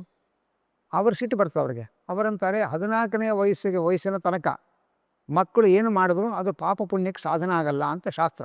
ತಿಳುವಳಿಕೆ ಇರಲ್ಲ ಮಕ್ಕಳವರು. ಹಾಗೆ ಅಂತ 14 ವರ್ಷದವರೆಗೆ ಅಂತ ಒಂದು ಅವಧಿ ಕೊಟ್ಟಿದ್ದಾರೆ. ಆದರೆ ಅಷ್ಟರೊಳಗೆ ಅವ್ರು ಏನೇ ಮಾಡಿದ್ರು ಕೂಡ ಅದಕ್ಕೆ ಪಾಪ ಪುಣ್ಯಗಳು ಅಂತ ಇರಲ್ಲ. ಆಮೇಲೆ ಅದು ಮಾಡಿ ಪ್ರತಿಯೊಂದಕ್ಕೂ ಪಾಪ ಪುಣ್ಯಗಳ ವ್ಯವಸ್ಥೆ ಇರುತ್ತೆ ಅಂತ ಹೇಳ್ತಾರೆ. ನಾನು 14ನೇ ವಯಸ್ಸಿಗಿಂತಲೂ ಕಡಿಮೆ ವಯಸ್ಸಿನ ಮಾಡಿದ ಚೇಷ್ಟೆ ಅದು. ಆ ಕಡಿಮೆ ವಯಸ್ಸಿನ ಮಾಡಿದ ಚೇಷ್ಟೆಗೆ ಇಂಥ ಉಗ್ರ ಶಿಕ್ಷೆ ಕೊಟ್ಟಿದ್ದೀನಿ ನೀನು ಅಂತ ಸಿಟ್ಟುಕೊಂಡು ನೀನು ದಾಸಿಪುತ್ರನ ಹುಟ್ಟು ಶಾಪ ಕೊಡ್ತಾರೆ ಯಮದೇವರಿಗೆ. ಯಾಕೆ ಯಮದೇವರು ಇದನ್ನು ಹೇಳಿದ್ರು, ಶಾಪ ಕೊಡ್ತಾರೆ ಅಂತ ಗೊತ್ತಿಲ್ವ ಅವ್ರ ಸಮಾಚಾರ? ನಿಜವಾಗಿ ಅವರಿಗೆ ಆ ಶಿಕ್ಷೆ ಕೊಟ್ಟಿದ್ದು ಯಾಕೆ ಅಂತಂದರೆ, ಅವರು ವಸಿಷ್ಠರ ಸಮಾನ ನಾನು ಆಗಬೇಕು ಅಂತ ತಪಸ್ಸು ಮಾಡ್ತಾ ಇರ್ತಾರೆ. ವಸಿಷ್ಠರು ಆ ವ್ಯಕ್ತಿತ್ವ ದೊಡ್ಡದು. ಇವರು ಮಾಂಡವ್ಯರು ವಸಿಷ್ಠರು ತಾನಾಗಬೇಕು ಅಂತ ಹೇಳಿ ತಮಗೆ ಯೋಗ್ಯತೆಗೆ ಮೀರಿದ್ದನ್ನು ಬಯಸಿ ತಪಸ್ಸು ಮಾಡ್ತಾ ಕೂತಿದ್ರು. ಅದಕ್ಕೆ ಶಿಕ್ಷೆ ಕೊಡೋದು ಅವರ ಉದ್ದೇಶ. ಅದನ್ನೇ ಹೇಳ್ಬೋದಿತ್ತಲ್ಲ, ಅಂದರೆ ಅದನ್ನೇ ಹೇಳಿದ್ರೆ ಅವರು ಹೌದಾ ತಪ್ಪಾಯಿತು ಅಂತ ಅಂದ್ಕೊಂಡ್ಬಿಡ್ತಾರೆ. ಆದರೆ ಆ ಪುಣ್ಯ ಇವರ ಯೋಗ್ಯತೆಗೆ ಮೀರಿದ ಪುಣ್ಯ ಮಾಡಿದ್ದಾರೆ. ಆ ಪುಣ್ಯವನ್ನು ನಾಶ ಮಾಡಬೇಕಾಗಿದ್ದರೆ ಇವರು ಕೆರಳಿ ಶಾಪ ಕೊಡೋ ಹಾಗೆ ಒಂದು ಸನ್ನಿವೇಶವನ್ನು ನಿರ್ಮಾಣ ಮಾಡಬೇಕು. ಅದಕ್ಕೆ ಅವರು ಚಿಕ್ಕ ವಯಸ್ಸಿನ ಅದು ಒಂದು ಕಾರಣವೇ, ಅವರು ಚಿಟ್ಟೆಗೆ ಚುಚ್ಚಿದ್ದು ಕಾರಣವೇ. ಆದರೆ ಆ ಸಣ್ಣ ಕಾರಣವನ್ನು ಹೇಳಿದ ಹೊರತು ದೊಡ್ಡ ಕಾರಣ ಹೇಳಿಲ್ಲ. ಅದರಿಂದ ಕೆರಳಿ ಅವರು ಶಾಪ ಕೊಟ್ಟರು. ಶಾಪ ಕೊಟ್ಟಾಗ ಅವರ ಯೋಗ್ಯತೆ ಮೀರಿ ಮಾಡಿದ ಪುಣ್ಯ ನಾಶ ಆಯಿತು. ಇಲ್ಲಿ ನಮಗೆ ಬರೋ ಪ್ರಶ್ನೆ, ಕಥೆ ಕೇಳಿದ್ದಾಯ್ತು, ಯೋಗ್ಯತೆ ಮೀರಿ ಮಾಡಿಸಿದ್ದು ಯಾರು? ದೇವರೇ ಮಾಡಿಸಿದ್ದಲ್ವ? ಮಾಡಿಸೋದು ಯಾಕೆ? ಆಮೇಲೆ ಕಳೆಯೋದು ಯಾಕೆ? ಯೋಗ್ಯತೆ ಮೀರಿ ಪುಣ್ಯ ಮಾಡಿದ್ರೆ ಅವಂಗೇನು ಹೊಟ್ಟೆ ಕಿಚ್ಚು, ಜಾಸ್ತಿ ಪುಣ್ಯ ಮಾಡಿದ್ರೆ ಅಂತೆಲ್ಲ ನಮಗೆ ಬರೋ ಪ್ರಶ್ನೆಗಳು. ನಮಗೆ ಒಂದು ಕ್ವಶನ್ ಪೇಪರ್, ನಾವು ಆನ್ಸರ್ ಪೇಪರನ್ನು ವ್ಯಾಲ್ಯೂಯೇಷನ್ ಮಾಡ್ತಾ ಇರುತ್ತೆ. ಅದಕ್ಕೆ ಆ ಕ್ವಶನ್ ಪೇಪರ್ ಇರೋದೇ 100 ಮಾರ್ಕ್ಸಿಗೆ. ನಾವೆಲ್ಲ ಟೋಟಲ್ ಮಾರ್ಕ್ಸ್ ಹಾಕಿ ಎಲ್ಲ ಟೋಟಲ್ ಮಾಡಿದಾಗ 125 ಬಂದ್ಬಿಡ್ತು. ಆವಾಗ ನಾವು ಬರಲಿ 100 ಮಾರ್ಕ್ಸಿನ ಕ್ವಶನ್ ಪೇಪರ್ 125 ಬರಲಿ ಹುಡುಗನ ಪರವಾಗಿಲ್ಲ ಅಂತ ಅನ್ನಲ್ಲ ನಾವು. ಅದು ಅವೈಜ್ಞಾನಿಕ ಆಗುತ್ತೆ. ಹಾಗೆ ನಾವು ಟೋಟಲ್ ಮಾಡಿ ಎಲ್ಲೋ ಡಬಲ್ ಎಂಟ್ರಿ ಆಗಿದೆ ಏನೋ ಆಗಿದೆ ಅಂತ ಚೆಕ್ ಮಾಡಿ 100 ಒಳಗೆ ಅದನ್ನು ನಿಲ್ಲಿಸ್ತೇವೆ. ಇದೇ ದೇವ್ರು ಮಾಡೋ ಕೆಲಸ. ಯೋಗ್ಯತೆ ಮೀರಿ ಮಾಡೋದು ಅಂತಂದರೆ ಯೋಗ್ಯತೆ ಮೀರಿ ಮಾಡಿಸ್ತಾನೆ, ಆಮೇಲೆ ಇವರು ಯೋಗ್ಯತೆ ಅಷ್ಟು ಉಳಿಸಿ ಮಿಕ್ಕಿದಂತ ತೆಗಿತಾನೆ ಪರಮಾತ್ಮ. ಅಲ್ಲ, ಮಾಡಿಸಿ ತೆಗೆಯೋದು ಯಾಕೆ? ಮಾಡಿಸ್ಲೇಬಾರ್ದಾಗಿತ್ತು ಅಂತ ಮತ್ತೆ ನಮಗೆ ಪ್ರಶ್ನೆ ಬರುತ್ತೆ. ಅದಕ್ಕೇನೆಂದರೆ, ದೇವರು ಯೋಗ್ಯತೆ ಎತ್ತು ಕೊಟ್ಟ, ದೇವರದೇನ್ರಿ ದೊಡ್ಡಸ್ಗೆ ಅಂತ ನಮ್ಮ ಆರ್ಗ್ಯುಮೆಂಟ್ ಶುರು ಮಾಡ್ತೇವೆ. ನಮ್ಮ ಯೋಗ್ಯತೆ ಎತ್ತು ಕೊಟ್ಟ ದೇವರು, ನಮ್ಮ ಯೋಗ್ಯತೆ ಮೀರಿ ಕೊಡಲಿ ನೋಡೋಣ ಆಗ ನಾವು ದೇವರು ಅಂತೀವಿ. ಹಾಗೆ ಅಂತ ನಾವು ಆರ್ಗ್ಯುಮೆಂಟ್ ಮಾಡ್ತೇವೆ. ಅದಕ್ಕೆ ಭಗವಂತ ನಿಮ್ಮ ಯೋಗ್ಯತೆಗೆ ಅನುಗುಣವಾಗಿ ನಾನು ಎಲ್ಲ ಕೊಡೋದು, ಹಾಗೆ ಅಂಥೇಳಿ ನಾನು ನಿಮ್ಮ ಯೋಗ್ಯತೆಯ ಅಧೀನ ಅಲ್ಲ. ನಿಮ್ಮ ಯೋಗ್ಯತೆ ಮೀರೋ ಶಕ್ತಿ ನನಗಿದೆ. ಆದರೆ ನನಗೆ ನಿಮ್ಮ ಯೋಗ್ಯತೆ ಮೀರಿ ಕೊಟ್ಟರೆ ಅದನ್ನು ತಡ್ಕೊಳ್ಳೋ ಶಕ್ತಿ ನಿಮಗಿಲ್ಲ. ಅದಕ್ಕೋಸ್ಕರ ನಾನು ಯೋಗ್ಯತೆಗೆ ಅನುಗುಣವಾಗಿ ಕೊಡೋದು. ಆ 40 ವೋಲ್ಟೇಜ್ ಬಲ್ಬ್ನಲ್ಲಿ 60 ವೋಲ್ಟೇಜ್ ಕರೆಂಟ್ ಪಾಸ್ ಆದರೆ ನಾವು ಹೋಗಿ ಸ್ವಿಚ್ ಆಫ್ ಮಾಡ್ತೇವೆ. ಬೇಕಾದ ಲೈಟ್ ಬಂತು, ಚೆನ್ನಾಗಿರೋ ಕಡಿಮೆ ವೋಲ್ಟೇಜ್ ಬಲ್ಬನ್ನು ಜಾಸ್ತಿ ಕರೆಂಟ್ ಬಂತಲ್ಲ, ಬೆಳಕು ಬಂತು ಅಂತ ನಾವು ಖುಷಿ ಪಡಲ್ಲ, ಓಡೋಗಿ ಆಫ್ ಮಾಡ್ತೇವೆ. ಯಾಕೆಂದ್ರೆ ನಮ್ಮ ಬಲ್ಬಿನ ಯೋಗ್ಯತೆಯೇ 40 ವೋಲ್ಟೇಜ್. ಅದಕ್ಕೆ 60 ವೋಲ್ಟೇಜ್ ಕರೆಂಟ್ ಪಾಸಾಗಿ ಓವರ್ ಬೆಳಕು ಬಂದರೆ ನಾವೇ ಆಫ್ ಮಾಡ್ತೇವೆ. ದೇವರು ಇದನ್ನು ಮಾಡಿದಾಗ ಪ್ರಶ್ನೆ ಮಾಡ್ತೀವಿ ಅಷ್ಟೇ. ಒಬ್ಬೊಬ್ಬರು ಒಂದೊಂದು ವೋಲ್ಟೇಜ್ನವ್ರು ಇರ್ತಾರೆ ಭಕ್ತರು. ಕೆಲವು 60 ವೋಲ್ಟೇಜ್, ಕೆಲವರು 100 ವೋಲ್ಟೇಜ್ನವ್ರು ಇರ್ತಾರೆ. ಅವರ ಆಯಾ ಬಲ್ಬ್ಗೆ ಎಷ್ಟೆಷ್ಟು ವೋಲ್ಟೇಜ್ ಕರೆಂಟ್ ಪುಣ್ಯ ಅನ್ನೋ ಕರೆಂಟ್ ಪಾಸ್ ಆಗಬೇಕೋ ಅಷ್ಟೇ ಪಾಸ್. ಅದಕ್ಕಿಂತ ಜಾಸ್ತಿ ಪಾಸ್ ಆದರೆ ಅದನ್ನು ತಡ್ಕೊಳ್ಳೋಕೆ ಅವ್ರಿಗೆ ಶಕ್ತಿ ಇರೋಲ್ಲ. ಅದಕ್ಕೆ ಪರಮಾತ್ಮ ನಾನು ಯೋಗ್ಯತೆ ಅಧೀನ ಅಲ್ಲ ಅಂತ ತಿಳಿಸೋಕ್ಕೆ ಯೋಗ್ಯತೆ ಮೀರಿ ಮಾಡಿಸ್ತಾನೆ. ಯೋಗ್ಯತೆ ಮೀರಿ ಮಾಡಬಾರ್ದು ಅಂತ ಗೊತ್ತಾಗೋದಕ್ಕೆ ಅದನ್ನು ಲೆಸ್ ಮಾಡ್ತಾನೆ ಪರಮಾತ್ಮ. ಇದೆಲ್ಲ ಭಗವಂತನ ಒಂದು ವಿಚಿತ್ರವಾದಂಥ ಆಟ. ಅದನ್ನು ಹಾಗಾಗಿ ವಸಿಷ್ಠರ ಸಾಮ್ಯವನ್ನು ಬಯಸಿದ್ದು, ವಸಿಷ್ಠರ ಎತ್ತರಕ್ಕೆ ಇರುವ ಯೋಗ್ಯತೆಯವರಲ್ಲ ಅವರು. ಅದನ್ನು ನಮ್ಮ ಯೋಗ್ಯತೆಗೆ ಮೀರಿದ್ದನ್ನು ನಾವು ಬಯಸಿದರೆ ಅದು ನಮಗೆ ತಪ್ಪಾಗತ್ತೆ. ಅದಕ್ಕೋಸ್ಕರ ಅದನ್ನು ಪರಿಹಾರ ಮಾಡಲು, ಅದಕ್ಕೋಸ್ಕರ ಏನು ಮಾಡಬೇಕು? ಶಾಪ ಬರೋ ಹಾಗೆ ಸಣ್ಣ ಕಾರಣವನ್ನು ಅವ್ರಿಗೆ ಹೇಳಿ ಅವರ ಕೆರಳಿ ಶಾಪ ಕೊಡೋ ಹಾಗೆ ಮಾಡಿ ಶಾಪದಿಂದ ಜಾಸ್ತಿ ಮಾಡಿದ ಪುಣ್ಯ ನಾಶ ಮಾಡಬೇಕು. ಅವರ ಪುಣ್ಯ ಎಷ್ಟು ಕಷ್ಟು ಅದೇ ಉಳಿದಿದೆ, ಅವರ ಯೋಗ್ಯತೆಗೆ ಮೀರಿದ ಪುಣ್ಯವನ್ನು ನಾಶ ಮಾಡೋದು. ಹೀಗಾಗಿ ಅವರಿಗೂ ತೊಂದರೆ ಆಗಬಾರ್ದು ಅನ್ನೋದಕ್ಕೋಸ್ಕರ ಮಾಡಿದ್ರು. ಅವರ ಶಾಪವನ್ನು ಪಡೆದು ಯಮದೇವರು ವಿದುರನಾಗಿ ಹುಟ್ಟಿದರು. ವಿದುರನಾಗಿ ಹುಟ್ಟಿದಾಗ ಅಂತಂದರೆ ಆ ವಿಚಿತ್ರ ವೀರ್ಯ ಹಾಗೆ ಅಂತ ಮಕ್ಕಳು ಇರ್ತಾರಲ್ಲ, ಅವ್ರಿಗೆ ಮಕ್ಕಳಾಗದೆ ಅವ್ರು ಸತ್ತು ಹೋಗ್ತಾರೆ. ಕುರುವಂಶ ನಿಂತು ಹೋಗುತ್ತೆ. ಆಗ ಸತ್ಯವತಿ ದೇವಿ ಕುರುವಂಶ ಮುಂದುವರಿಬೇಕು ಅಂತ ಹೇಳಿ ಅವರ ಹೆಂಡತಿ ಅಂಬಿಕೆ ಅಂಬಾಲಿಕೆ ಅಂಬಿಕೆ ಅಂಬಾಲಿಕೆ ಎಂದು 3 ಜನ ಇರ್ತಾರೆ. ಅದು ಅಂಬಿಕೆ ಅಂಬಾಲಿಕೆಯರಿಗೆ ಹೇಳ್ತಾರೆ, ನೀನು ಹೋಗಿ ವೇದವ್ಯಾಸದೇವರು ಮಗ, ಸತ್ಯವತಿ ಮಗ, ವೇದವ್ಯಾಸದೇವರು ಭಗವಂತ, ನೀನು ನಮ್ಮ ಸೊಸೆಯರಿಗೆ ಸಂತಾನವನ್ನು ಕರುಣಿಸು ಅಂತ ಕೇಳ್ಕೊಳ್ತಾರೆ. ಅವರು ಏನು ಮಾಡ್ತಾರೆ, ಆಯಿತು. ಅವರು ಒಂದು ವರ್ಷ ಚೆನ್ನಾಗಿ ತಪಸ್ಸು ಮಾಡಿ ಅವ್ರ ದೇಹ ಶುದ್ಧಿ ಮಾಡಿಕೊಳ್ಳಿ, ಆಮೇಲೆ ಸಂತಾನ ಕೊಡ್ತೆ ಅಂತ ಅಂತಾರೆ. ಸತ್ಯವತಿಗೆ ಅವಸರ, ಇಲ್ಲ ಈಗಲೇ ಸಂತಾನ ಆಗಬೇಕು ಅಂತ. ಆಗ ಹಾಗಾದರೆ ನನ್ನ ಬಂದು ನೋಡೋಕ್ಕೆ ಹೇಳಿ ಅವ್ರಿಗೆ ಅಂತ ಅಂತಾರೆ. ಒಬ್ಬಳು ಬರ್ತಾಳೆ, ಹೆದರಿ ಭಯಂಕರವಾದ ರೂಪ ತೋರಿಸ್ತಾನೆ ವೇದವ್ಯಾಸದೇವರು. ಆ ಭಗವಂತನ ಭಯಂಕರ ರೂಪ ನೋಡಿ ಹೆದರಿ ಕಣ್ಣು ಮುಚ್ಚಿಬಿಡ್ತಾರೆ. ಹಾಗಾಗಿ ಧೃತರಾಷ್ಟ್ರ ಕಣ್ಣು ಕಾಣದ ಧೃತರಾಷ್ಟ್ರ ಮಗನಾಗಿ ಹುಡ್ತಾರೆ. ಇನ್ನೊಬ್ಬಳಿಗೆ ಕಣ್ಣು ಮುಚ್ಚಬೇಡ, ಆ ಥರ ನಿಮಗೂ ಕುರುಡು ಮಗು ಹುಟ್ಬಿಡತ್ತೆ, ಹುಷಾರು ಅಂತ ಹೇಳಿ ಕಳಿಸ್ತಾಳೆ. ಅವಳು ಹೋಗ್ತಾಳೆ, ಕಣ್ಣು ಮುಚ್ಚಬಾರ್ದು ಇಷ್ಟೇ ತಲೆಯಲ್ಲಿ ಕೂತಿರತ್ತೆ. ಅದು ಹೆದರಿ ಬೀಳ್ಸೋಗ್ತಾಳೆ ಅವಳು. ಆ ಹೆದರಿ ಬೀಳಿಸಿದ್ರಿಂದ ಪಾಂಡು ಅಂತ ಮಗ ಹುಡ್ತಾನೆ. ಪಾಂಡು ಮೈ ಬೀಳಿಸಿಕೊಂಡವನು ಪಾಂಡು ರಾಜ ಹುಡ್ತಾನೆ. ಆಮೇಲೆ 2 ಮಕ್ಕಳು ಸರಿಯಾಗಿ ಆಗಲಿಲ್ಲ ಅಂಥೇಳಿ ಇನ್ನೊಮ್ಮೆ ಹೋಗ್ಲಿಕ್ಕೆ ಹೇಳ್ತಾರೆ. ಆಗ ಅವಳಿಗೆ ಹೆದರಿಕೆ ಆಗುತ್ತೆ. ಅವಳು ತನ್ನ ದಾಸಿಯನ್ನು ಕಳಿಸ್ತಾಳೆ. ಆ ದಾಸಿ ಭಗವದ್ ಭಕ್ತಳು. ಅವಳು ವೇದವ್ಯಾಸರನ್ನು ತುಂಬ ಭಕ್ತಿಯಿಂದ ನೋಡಿ ನಮಸ್ಕಾರ ಮುಗಿತಾಳೆ. ಆ ಭಕ್ತಿಯಿಂದ ವೇದವ್ಯಾಸದೇವರು ನೋಡಿ ಕೈ ಮುಗಿದದ್ದರಿಂದ ಯಮದೇವರ ಮಗನಾಗಿ ಹುಡ್ತಾರೆ.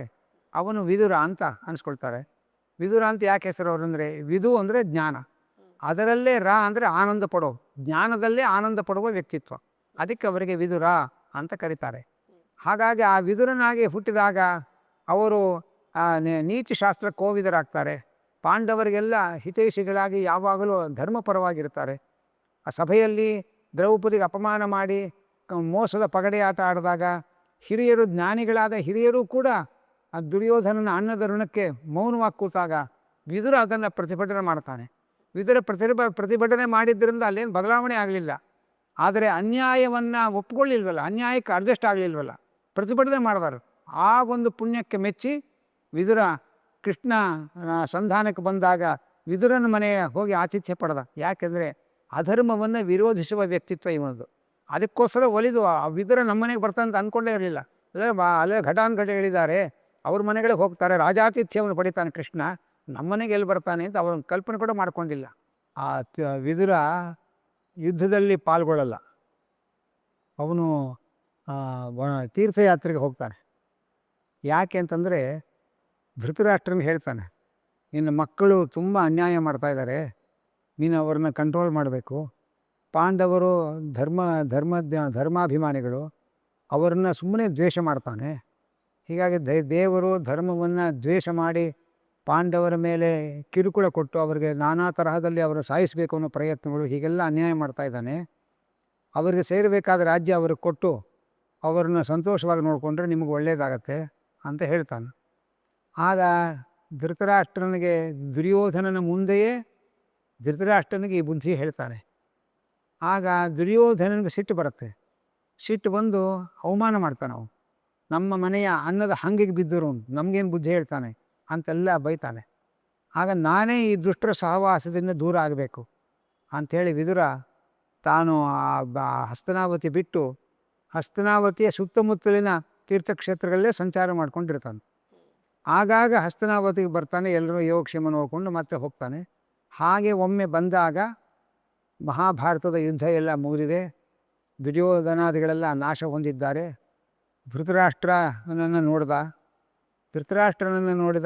ಧೃತರಾಷ್ಟ್ರನನ್ನು ನನ್ನ ದೊಡ್ಡಪ್ಪ ಅಂತ ಹೇಳಿ ಧರ್ಮರಾಜ ಅವನು ರಾಜನಾಗಿ ಧೃತರಾಷ್ಟ್ರನನ್ನು ನಮ್ಮ ದೊಡ್ಡಪ್ಪ ಅಂತೇಳಿ ಬಹಳ ಗೌರವದಿಂದ ನೋಡ್ಕೊಳ್ತಾ ಇರ್ತಾನೆ. ಈ ಧರ್ಮರಾಜನ ಆರೈಕೆ ಒಳಗೆ ಮೈ ಮರೆತು ನೆಮ್ಮದಿಯಾಗಿದ್ದಾನೆ ಧೃತರಾಷ್ಟ್ರ. ವಯಸ್ಸಿನ ಅಂಚಿಗೆ ಬಂದಿದ್ದಾನೆ, ಬಾಳಿನ ಕೊನೆಯ ಘಟ್ಟಕ್ಕೆ ಬಂದರೂ ಕೂಡ ಅವನಿಗಿನ್ನೂ ಸಾಧನೆಯ ಯೋಚನೆಯೇ ಇಲ್ಲ. ಅದನ್ನು ವಿದುರ ಗುರುತಿಸ್ತಾನೆ. ವಿದುರ ಗುರುತಿಸಿ ಧೃತರಾಷ್ಟ್ರನಿಗೆ ಬುದ್ಧಿ ಹೇಳ್ತಾನೆ. ಸಾಮಾನ್ಯವಾಗಿ ನಾವು ಯಾರಿಗೆ ಉಪಕಾರ ಮಾಡ್ತೇವೆ ಅವರ ಮನೆಯ ಹಂಗಿನಲ್ಲಿ ಬದುಕೋಕ್ಕೆ ಮನುಷ್ಯ ಇಷ್ಟಪಡಲ್ಲ. ನೀನು ನಿನ್ನ ಮಕ್ಕಳಿಂದ ಯಾರಿಗೆ ದ್ರೋಹ ಆಗಿದೆ ಅವನ ಮನೆಯ ಹಂಗಿನ ಅನ್ನ ತಿಂದುಕೊಂಡೇ ಬಿದ್ದಿದೆಯಲ್ಲ, ನೀನು ಸಾಧನೆ ಮಾಡ್ಕೊಳ್ಬೇಕು ಅನ್ನೋ ಎಚ್ಚರವೇ ಇಲ್ಲ. ಹಾಗೆ ಅಂತ ಧೃತರಾಷ್ಟ್ರನಿಗೆ ಚೆನ್ನಾಗಿ ಮನಸ್ಸಿಗೆ ನಾಟೋ ಹಾಗೆ ಬೈತಾನೆ ಅಂದರೆ ಸಾತ್ವಿಕವಾದ ರೀತಿಯಿಂದ ಅವನ ಉದ್ಧಾರ ಆಗಬೇಕನ್ನೋ ಉದ್ದೇಶದಿಂದ ಅವನನ್ನು ಆಕ್ಷೇಪ ಮಾಡ್ತಾರೆ. ಆಗ ಧೃತರಾಷ್ಟ್ರನಿಗೆ ಹೌದು, ನಾನು ಸಾಧನೆ ಮಾಡ್ಕೋಬೇಕು ಅಂತ ಮನಸ್ಸು ಬರುತ್ತೆ. ಆ ವಿದುರ ಹೇಳಿದಾಗ ಇಷ್ಟು ವರ್ಷ ಬರದೇ ಇದ್ದ ಮನಸ್ಸು ಯಾಕೆ ಇವತ್ತು ಬದಲಾವಣೆ ಆಯಿತು? ಅದಕ್ಕೆ ಕಾರಣ, ಆವಾಗ ದುರ್ಯೋಧನ ಮಗನಾಗಿ ಹೊರಗಡೆಯಿಂದ ಪ್ರೆಷರ್ ತರ್ತಾ ಇದ್ದ. ದುರ್ಯೋಧನ ಕಲಿಯ ಅವತಾರ, ಕಲಿಯಾಗಿ ಧೃತರಾಷ್ಟ್ರನ ಒಳಗಿದ್ದ. ಹಾಗಾಗಿ ಈಗ ಅದು ಕಲಿ ಪ್ರವೇಶಕ್ಕೆ ಭಾಗಿಯಾದದ್ದರಿಂದ ಧೃತರಾಷ್ಟ್ರನ ಮನಸ್ಸು ಧರ್ಮದ ಕಡೆಗೆ ಜಾಗೃತವಾಗಿರಲಿಲ್ಲ. ಈಗ ಭೀಮಸೇನನು ಕೂಡ ಅವನಿಗೆ ವೈರಾಗ್ಯ ಬರುವಂತೆ ನಡ್ಕೊಳ್ತಾನೆ. ವಿದುರನು ಉಪದೇಶ ಮಾಡ್ತಾನೆ. ಆಗ ಒಳಗಿದ್ದ ಕಲಿ ಹೊರಗೆ ಹೋಗ್ತಾನೆ. ಆ ಕಲಿ ಹೊರಗೋದ ಮೇಲೆ ಹೌದು, ನಾನು ಸಾಧನೆ ಮಾಡ್ಕೊಳ್ಬೇಕು ಅಂತ ಅನಿಸುತ್ತೆ. ಧರ್ಮರಾಜನ ಕೇಳ್ತಾನೆ, ನಾನು ವಾನಪ್ರಸ್ಥಾಶ್ರಮಕ್ಕೆ ಹೋಗಬೇಕು. ಹಳೆ ಕಾಲದಲ್ಲೆಲ್ಲ ರಾಜರುಗಳು ಒಂದು ತನಕ ತಮ್ಮ ರಾಜ್ಯಭಾರ ಮಾಡಿ ಮುಂದೆ ಮಕ್ಕಳಿಗೆ ರಾಜ್ಯಾಧಿಕಾರ ಬಿಟ್ಟುಕೊಟ್ಟು ಎಲ್ಲ ಸಂಪತ್ತನ್ನು ಮಕ್ಕಳಿಗೆ ಬಿಟ್ಟುಕೊಟ್ಟು ಬರಿಗೈಯಲ್ಲಿ ರಾಜ ರಾಣಿ ಇಬ್ಬರು ಕೂಡ ಎಲ್ಲವನ್ನೂ ಬಿಟ್ಟು ಕಾಡಿಗೆ ಹೋಗಿ ಮುಂದಿನ ಜೀವನ ಎಲ್ಲ ಅವರ ಸ್ವಂತದ ಸಾಧನೆ, ಆತ್ಮೋದ್ಧಾರದ ಸಾಧನೆಗಳು ಹಾಗೆ ಮೀಸಲಾಗಿಡೋ ಕ್ರಮ ಇತ್ತು. ನಾನು ಈ ಕುರ್ಜಿಯಲ್ಲೇ ರೋಗ ಬರೋ ತನಕ ಇಲ್ಲೇ ಉಕ್ಕು ಸಾಯ್ತೇನೆ ಅನ್ನುವಂಥ ಅಧಿಕಾರದ ವ್ಯಾಮೋಹ ಇವತ್ತಿನ ರಾಜಕಾರಣಿಗಳಿಗಿರೋ ಹಾಗೆ ಆಗಿನ ಕಾಲದ ಚಕ್ರವರ್ತಿಗಳಿಗೆ ಯಾರಿಗೂ ಇರಲಿಲ್ಲ. ಹಾಗೆ ಧೃತರಾಷ್ಟ್ರ ನಾನು ವಾನಪ್ರಸ್ಥಾಶ್ರಮಕ್ಕೆ ಹೋಗ್ತೇನೆ ಅಂತ ಹೇಳ್ದ. ಧರ್ಮರಾಜ ಹೇಳ್ದ. ಧರ್ಮರಾಜನಿಗೆ ದೊಡ್ಡವರು ಅನ್ನೋದು ಬಹಳ ಗೌರವ. ಅಲ್ಲ, ನನ್ನ ನಡವಳಿಕೆ ಒಳಗೆ ನಾನು ನಿಮ್ಮನ್ನು ನೋಡ್ಕೊಳ್ಳೋದ್ರೊಳಗೆ ಏನಾದರೂ ವ್ಯತ್ಯಾಸ ಆಗಿದೆಯಾ?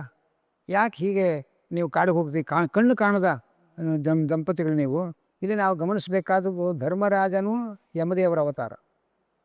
ಪಾಂಡುರಾಜನಿಗೆ ಸ್ತ್ರೀ ಸಂಘದಿಂದ ಮರಣ ಅಂತ ಶಾಪ ಬಂದಾಗ ಕುಂತಿಗೆ ಹೇಳ್ತಾನೆ, ನೀನು ದೇವತೆಗಳನ್ನು ಆರಾಧಿಸಿ ಸಂತಾನ ಪಡಿ ಹಾಗೆ ಅಂತ. ಆಗ ಯಮದೇವರನ್ನು ನೆನೆಸಿಕೊಂಡು ಅವಳು ಮಂತ್ರ ಜಪ ಮಾಡೋದ್ರಿಂದ ಧರ್ಮರಾಜನಾಗಿ ಯಮದೇವರು ಇನ್ನೊಂದು ಅವತಾರ ಇರು ಧರ್ಮರಾಜನಾಗಿ. ಆ ಧರ್ಮರಾಜ ಬೇಡ ಅಂತ ಹೇಳ್ತಾನೆ. ವಿದುರನೂ ಯಮದೇವರ ಅವತಾರ. ಒಬ್ಬರೇ ಯಮದೇವರ ಎರಡು ಅವತಾರ ರೂಪಗಳಿಂದ ವಿರುದ್ಧವಾದ ಪ್ರಚೋದನೆ. ಧರ್ಮರಾಜ ಮನೆ ಒಳಗೆ ಇರಿ ಅಂತ, ವಿದುರ ಮನೆ ಬಿಟ್ಟು ಹೋಗಿ ಕಾಡು ಹೋಗಿ ಸಾಧನೆ ಮಾಡ್ಕೋ ಹಾಗೆ ಅಂತ. ಈ ಎರಡು ಒಂದೇ ದೇವರ ಎರಡು ಪಾತ್ರಗಳಿಂದ ವಿರುದ್ಧವಾದ ಪ್ರಚೋದನೆ ಸಿಗ್ತಾ ಇದೆ. ಇದು ನಮ್ಮ ಒಂದು ಸೂಕ್ಷ್ಮವಾದ ಅಂಶವನ್ನು ತಿಳಿಸ್ಕೊಡುತ್ತೆ. ನಮ್ಮಲ್ಲಿ ಎರಡು ತರಹದ ಧಾರ್ಮಿಕರು ಇರ್ತಾರೆ. ಕೆಲವರಿಗೆ ಈ ಉದಾಹರಣೆಗೆ ನಮ್ಮ ಹುಡುಗಂಗೆ ಒಬ್ಬನಿಗೆ ಮುಂಜಿ ಆಯಿತು, ಮುಂಜಿ ಆಗಿದೆ, ನಾಳೆಯಿಂದ ಅವನ ಬೆಳಗ್ಗೆ ಎದ್ದು ಸ್ನಾನ ಮಾಡಿ ಸಂಧ್ಯಾ ವಂದನೆ ಮಾಡಿ ಆಮೇಲೆ ಆಹಾರ ತೊಗೊಳ್ಬೇಕು ಅಂತ ಹೇಳ್ತಕ್ಕಂಥವ್ರು ಕೆಲವರು. ಚಿಕ್ಕ ಹುಡುಗ ಪಾಪ ಅವನ್ಯಾಕೆ ಗೋಳೆ ಕೊಡ್ತೀರಿ, ಆರಾಮಾಗಿ ತಿನ್ಕೊಂಡಿರಲಿ, ದೊಡ್ಡವರಾದ್ಮೇಲೆ ಇದ್ದಿದ್ದೆ ಅಂತ ಅಯ್ಯೋ ಪಾಪ ಅಂಥೇಳಿ ಧರ್ಮವನ್ನು ಮೊಟಕು ಮಾಡ್ತಕ್ಕಂಥ ಒಂದು ಪ್ರವೃತ್ತಿ. ಇಬ್ಬರು ಧಾರ್ಮಿಕರೇ, ಆದರೆ ಇವರು ಅಯ್ಯೋ ಪಾಪ ಅನ್ನೋದು ಜಾಸ್ತಿ, ಧರ್ಮ ಶ್ರದ್ಧೆಗಿಂತ ಅದು ಜಾಸ್ತಿ. ಇನ್ನೊಬ್ಬರಿಗೆ ಮಕ್ಕಳು ಮುಂದೆ ಉದ್ಧಾರ ಆಗಬೇಕು, ಅವರು ಪರಲೋಕದಲ್ಲಿ ಉದ್ಧಾರ ಆಗಬೇಕು ಅನ್ನೋ ಕಾಳಜಿ. ನಮ್ಮ ವಿದುರನಿಗೆ ಧೃತರಾಷ್ಟ್ರ ಸಾಧನೆ ಮಾಡಿಕೊಂಡು ಪರಲೋಕದಲ್ಲಿ ಉದ್ಧಾರ ಆಗಬೇಕು ಅನ್ನೋ ಕಾಳಜಿ, ಧರ್ಮರಾಜನಿಗೆ ಇಲ್ಲಿ ಸುಖವಾಗಿ ಇರಬೇಕು ಅನ್ನೋ ಕಾಳಜಿ. ಈ ಎರಡು ತರಹದ ಪ್ರೆಷರ್ಗಳು ನಮ್ಮ ಮೇಲೆ ಇರುತ್ತೆ. ಆದರೆ ವೇದವ್ಯಾಸದೇವರು ಬಂದು ಧರ್ಮರಾಜನಿಗೆ ಹೇಳ್ತಾರೆ, ವಿದುರ ಹೇಳಿದ ಹಾಗೆ ಧೃತರಾಷ್ಟ್ರಂಗೆ ಅನುಮತಿ ಕೊಡು, ವಾನಪ್ರಸ್ಥಾಶ್ರಮಕ್ಕೆ ಹೋಗಲಿ ಹಾಗೆ ಅಂತ. ಅಂದರೆ ಧರ್ಮದಲ್ಲಿ ನಿಷ್ಠೆ ಆದವರು ಧರ್ಮದ ಪ್ರಾಧಾನ್ಯ ಕೊಟ್ಟು ಅವರ ಸಾಧನೆ ಕಡೆಗೆ ಕಳಿಸ್ಬೇಕು ಅನ್ನುವಂಥದ್ದಕ್ಕೆ ವೇದವ್ಯಾಸದೇವರ ಸಮ್ಮತಿ ಸಿಗುತ್ತೆ ಅನ್ನೋದನ್ನು ನಾವಿಲ್ಲಿ ಗಮನಿಸಬೇಕು. ವಿದುರನಿಗೆ ಯಾಕೆ ಧೃತರಾಷ್ಟ್ರ ಇರಲಿ ಪಾಪ, ಇವನಿಗೆ ಯಾಕೆ ಹೊಟ್ಟೆ ಹೊರಿ ವಾನಪ್ರಸ್ಥಾಶ್ರಮಕ್ಕೆ ಹೋಗುವಂತ ಇವನ್ಯಾಕೆ ಪ್ರೆಷರ್ ತರ್ತಾನೆ ಅಂತ ನಮಗನ್ಸುತ್ತೆ. ಧೃತರಾಷ್ಟ್ರನ ಜೀವನದಲ್ಲಿ 3 ವರ್ಷ ಆಯುಷ್ಯ ಉಳ್ಕೊಂಡು ಹೋಗು. ಅದು ಯಮದೇವರ ಅವತಾರನಾದ ವಿದುರನಿಗೆ ಗೊತ್ತಿದೆ, ಧೃತರಾಷ್ಟ್ರನಿಗೆ ಗೊತ್ತಿಲ್ಲ. ನಾನು ಇನ್ನೂ ಹೀಗೆ ಇರ್ತೇನೆ ಅಂತ ಸುಖ ಪಡ್ಕೊಂಡು ಆರಾಮಾಗಿ ಹಾಗೇ ಇದ್ದಾನೆ. ಹಾಗಾಗಿ ಇನ್ನು 3 ವರ್ಷ ಆಯುಷ್ಯ ಇನ್ನಾದರೂ ಉದ್ಧಾರ ಆಗಲಿ ಅನ್ನುವಂಥ ಕಾಳಜಿಯಿಂದ ವಿದುರ ಹಾಗೆ ಉಪದೇಶ ಮಾಡ್ತಾನೆ. ಹಾಗಾಗಿ ನಾವು ಕಡೆ ಪಕ್ಷ ಒಂದು ವಯಸ್ಸಿನ ತನಕ ಆದರೂ ಕೂಡ ನಾವು ಮೋಜ ಮಸ್ತಿ ಒಳಗೆ ಜೀವನ ಕಳೆದರೆ ಜೀವನದ ಕೊನೆ ಘಟ್ಟಕ್ಕೆ ಬಂದಲಾದರೂ ಧರ್ಮ ಜಾಗೃತಿಯನ್ನು ನಾವು ತಂದ್ಕೋಬೇಕು, ಆತ್ಮೋದ್ಧಾರದ ಯೋಚನೆ ಮಾಡಬೇಕು ಅನ್ನುವಂಥ ಒಂದು ಎಚ್ಚರ ಈ ವಿದುರನ ಪಾತ್ರದಿಂದ ನಮಗೆ ಯಮದೇವರು ತಿಳಿಸ್ತಾರೆ ಅನ್ನೋದು ನಾವಿಲ್ಲಿ ಗಮನಿಸಬೇಕು. ಯಮಧರ್ಮರಾಯನಿಗೆ ಪೂಜೆ ಯಾಕಿಲ್ಲ? ಅವ್ರಿಗೆ ಅಂತ ಒಂದು ದೇವಸ್ಥಾನ ಇದೆಯಾ? ಇವತ್ತು ಈ ಕರಗ ಎತ್ತೋರು ಧರ್ಮರಾಜರ ದೇವಸ್ಥಾನ ಅಂತ ಹೇಳ್ತಾರೆ, ಅದೇ ಯಮದೇವರ ದೇವಸ್ಥಾನ. ಯಮದೇವರದೇ ಧರ್ಮರಾಜ ಅವತಾರ. ಹಾಗಾಗಿ ಧರ್ಮರಾಯ ದೇವಸ್ಥಾನ ಅಂತೇನು ವಿಶೇಷ ಪೂಜೆಗಳು ಮಾಡ್ತೀವಿ, ಅದೇ ಯಮದೇವರ ಪೂಜೆ. ಮತ್ತು ಪ್ರತಿನಿತ್ಯದ ದಿನಚರಿ ಒಳಗೆ ದಿಕ್ಪಾಲಕರಿಗೆ ನಮಸ್ಕಾರ ಮಾಡೋ ಕ್ರಮ ಇದೆ. ದಕ್ಷಿಣ ದಿಕ್ಕಿಗೆ ಯಮದೇವರು ದಿಕ್ಪಾಲಕರು. ಹಾಗಾಗಿ ಇಂದ್ರಾಯ ನಮಃ, ಅಗ್ನೇಯ ನಮಃ, ಯಮಾಯ ನಮಃ ಅಂಥೇಳಿ ಆ ದಕ್ಷಿಣ ದಿಕ್ಪಾಲಕರ ಸ್ಥಾನದಲ್ಲಿ ಯಮದೇವರು ಇರೋದರಿಂದ ಅಲ್ಲಿ ಯಮದೇವರಿಗೆ ನಮಸ್ಕಾರ. ಹೀಗೆ ದಿಕ್ಕುಗಳಿಗೆ ನಮಸ್ಕಾರ ಮಾಡುವಾಗ ಯಮದೇವರಿಗೆ ನಮಸ್ಕಾರ ಸಲ್ಲತ್ತೆ. ಧರ್ಮರಾಜನ ದೇವಸ್ಥಾನ ಅಂಥೇಳಿ ಕರಗ ಹೊರತಕ್ಕಂಥವರು ಒಂದು ಆಚರಣೆ ಮಾಡ್ಕೊಂಡು ಬರೋದನ್ನು ನಾವು ಕೇಳಿದ್ದೇವೆ. ಅದು ಯಮದೇವರ ದೇವಸ್ಥಾನ. ಅದಲ್ಲದೆ ದೇವರು ಪೂಜೆ ಮಾಡಬೇಕಾದರೆ ಆವರಣ ಪೂಜೆ ಅಂತ ಹೇಳ್ತೇವೆ. ಆವರಣ ಪೂಜೆ ಒಳಗೆ ದಿಕ್ಪಾಲಕರು ಬರ್ತಾರೆ ಆವರಣದಲ್ಲಿ.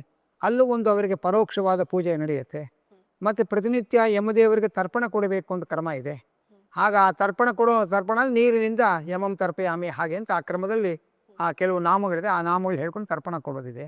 ಹಾಗಾಗಿ ಪ್ರತಿನಿತ್ಯ ಜಲಾಂಜಲಿಯ ಮೂಲಕ ಯಮದೇವರ ಪೂಜೆ ಆಗತ್ತೆ. ಆವರಣಗಳಲ್ಲಿ ದಕ್ಷಿಣ ದಿಕ್ಕಿನಲ್ಲಿ ದಿಕ್ಪಾಲಕರು ಅಂತ ಹೇಳಿ ಯಮದೇವರ ಪೂಜೆ ಆಗತ್ತೆ. ಧರ್ಮರಾಯರ ದೇವಸ್ಥಾನ ಅಂತ ಅಲ್ಲಿ ಪೂಜೆ ಆಗತ್ತೆ. ಹೀಗೆ ಯಮದೇವರಿಗೆ ಪೂಜೆ ನಾನಾ ರೀತಿಯಲ್ಲಿ ಸಲ್ಲತ್ತೆ. ಮತ್ತು ಯಮದೇವರ ಸ್ತೋತ್ರ ಅಂತಿದೆ, ಅದನ್ನು ಪಾರಾಯಣ ಮಾಡಬೇಕು ಹಾಗೆ ಅಂತ ಪುರಾಣಗಳಲ್ಲಿ ಹೇಳ್ತಾರೆ. ಹಾಗಾಗಿ ಆ ಯಮದೇವರ ಸ್ತೋತ್ರವನ್ನು ಪಾರಾಯಣ ಮಾಡೋದು ಅದೆಲ್ಲ ಯಮದೇವರ ಆರಾಧನಾ ಕ್ರಮಗಳು. ಯಮಧರ್ಮರಾಯನ್ ಬಗ್ಗೆ, ಗರುಡ ಪುರಾಣದ ವಿಚಾರಗಳ ಬಗ್ಗೆ, ಪಾಪ ಪುಣ್ಯಗಳ ಬಗ್ಗೆ ಸಾಕಷ್ಟು ವಿಚಾರಗಳನ್ನ ಇವತ್ತಿನ ಎಪಿಸೋಡಲ್ಲಿ ನಮಗೆ ತಿಳಿಸ್ಕೊಟ್ಟಿದ್ದೀರಾ. ತುಂಬ ಹೃದಯದ ಧನ್ಯವಾದಗಳು ತಮಗೆ ಗುರುಗಳೇ. ನಮಸ್ಕಾರ. ನಮಗೂ ಒಂದು ರೀತಿಯಿಂದ ಯಮದೇವರ ಪಾತ್ರದ ಬಗ್ಗೆ ಎಲ್ಲ ಕಡೆಯಿಂದ ಸಂಗ್ರಹ ಮಾಡಿ ಆಲೋಚನೆ ಮಾಡೋದಕ್ಕೆ ಅವಕಾಶ ಆಯಿತು. ಇದನ್ನು ಯಾರು ಇದರಲ್ಲಿ ಭಾಗವಹಿಸಿ ಕೇಳ್ತಾರೆ ಅವರಿಗೂ ಕೂಡ ಅನೇಕ ಮಾಹಿತಿಗಳು ಯಮದೇವರ ಬಗ್ಗೆ ಪರಿಚಯ ಆಗುತ್ತೆ. ಇದಕ್ಕೆ ನಿಮ್ಮ ಒಂದು ಯೂಟ್ಯೂಬ್ ಅನ್ನೋದು ಅದಕ್ಕೆ ಸಹಕಾರಿಯಾಗಿ ಕೆಲಸ ಮಾಡಿದೆ. ಹಾಗಾಗಿ ನಿಮಗೂ ನಿಮ್ಮ ಚಾನೆಲ್ಗೂ ಒಂದು ಅಭಿನಂದನೆಯನ್ನು ಸಲ್ಲಿಸ್ತಾ ಇದ್ದೇನೆ. ನಿಮ್ಮ ಜೊತೆಯಲ್ಲಿ ಕೆಲಸ ಮಾಡುವ ನಿಮ್ಮ ಸಹಕಾರಿಗಳಿಗೂ ಕೂಡ ನಾನು ಅಭಿನಂದನೆಯನ್ನು ಸಲ್ಲಿಸ್ತಾ ಇದ್ದೇನೆ. ನಮಸ್ಕಾರ. ನಮಸ್ಕಾರ. ಹರೇ. ಯಮಧರ್ಮರಾಯನ ಬಗ್ಗೆ ಸಾಕಷ್ಟು ವಿಚಾರಗಳನ್ನು ತಿಳಿಸ್ಕೊಟ್ಟಂತ ಇವತ್ತಿನ ಎಪಿಸೋಡ್ ನಿಮ್ಗೆ ಇಷ್ಟ ಆಯ್ತಾ? ಮುಂದಿನ ಸಂಚಿಕೆಯಲ್ಲಿ ಯಾವ ವಿಚಾರದ ಬಗ್ಗೆ ನಾವು ಮಾತಾಡಬೇಕು, ಯಾರನ್ನ ಸಂದರ್ಶನ ಮಾಡಬೇಕು ಅಂತ ಕಾಮೆಂಟ್ಸ್ ಅಲ್ಲಿ ನನಗೆ ತಿಳಿಸಿ. ಹಾಗೆ ಹಂಸ ವಸಿಷ್ಠ ಯೂಟ್ಯೂಬ್ ಚಾನೆಲ್ಗೆ ಸಬ್ಸ್ಕ್ರೈಬ್ ಮಾಡ್ಕೊಳ್ಳಿ. ನಮಸ್ಕಾರ.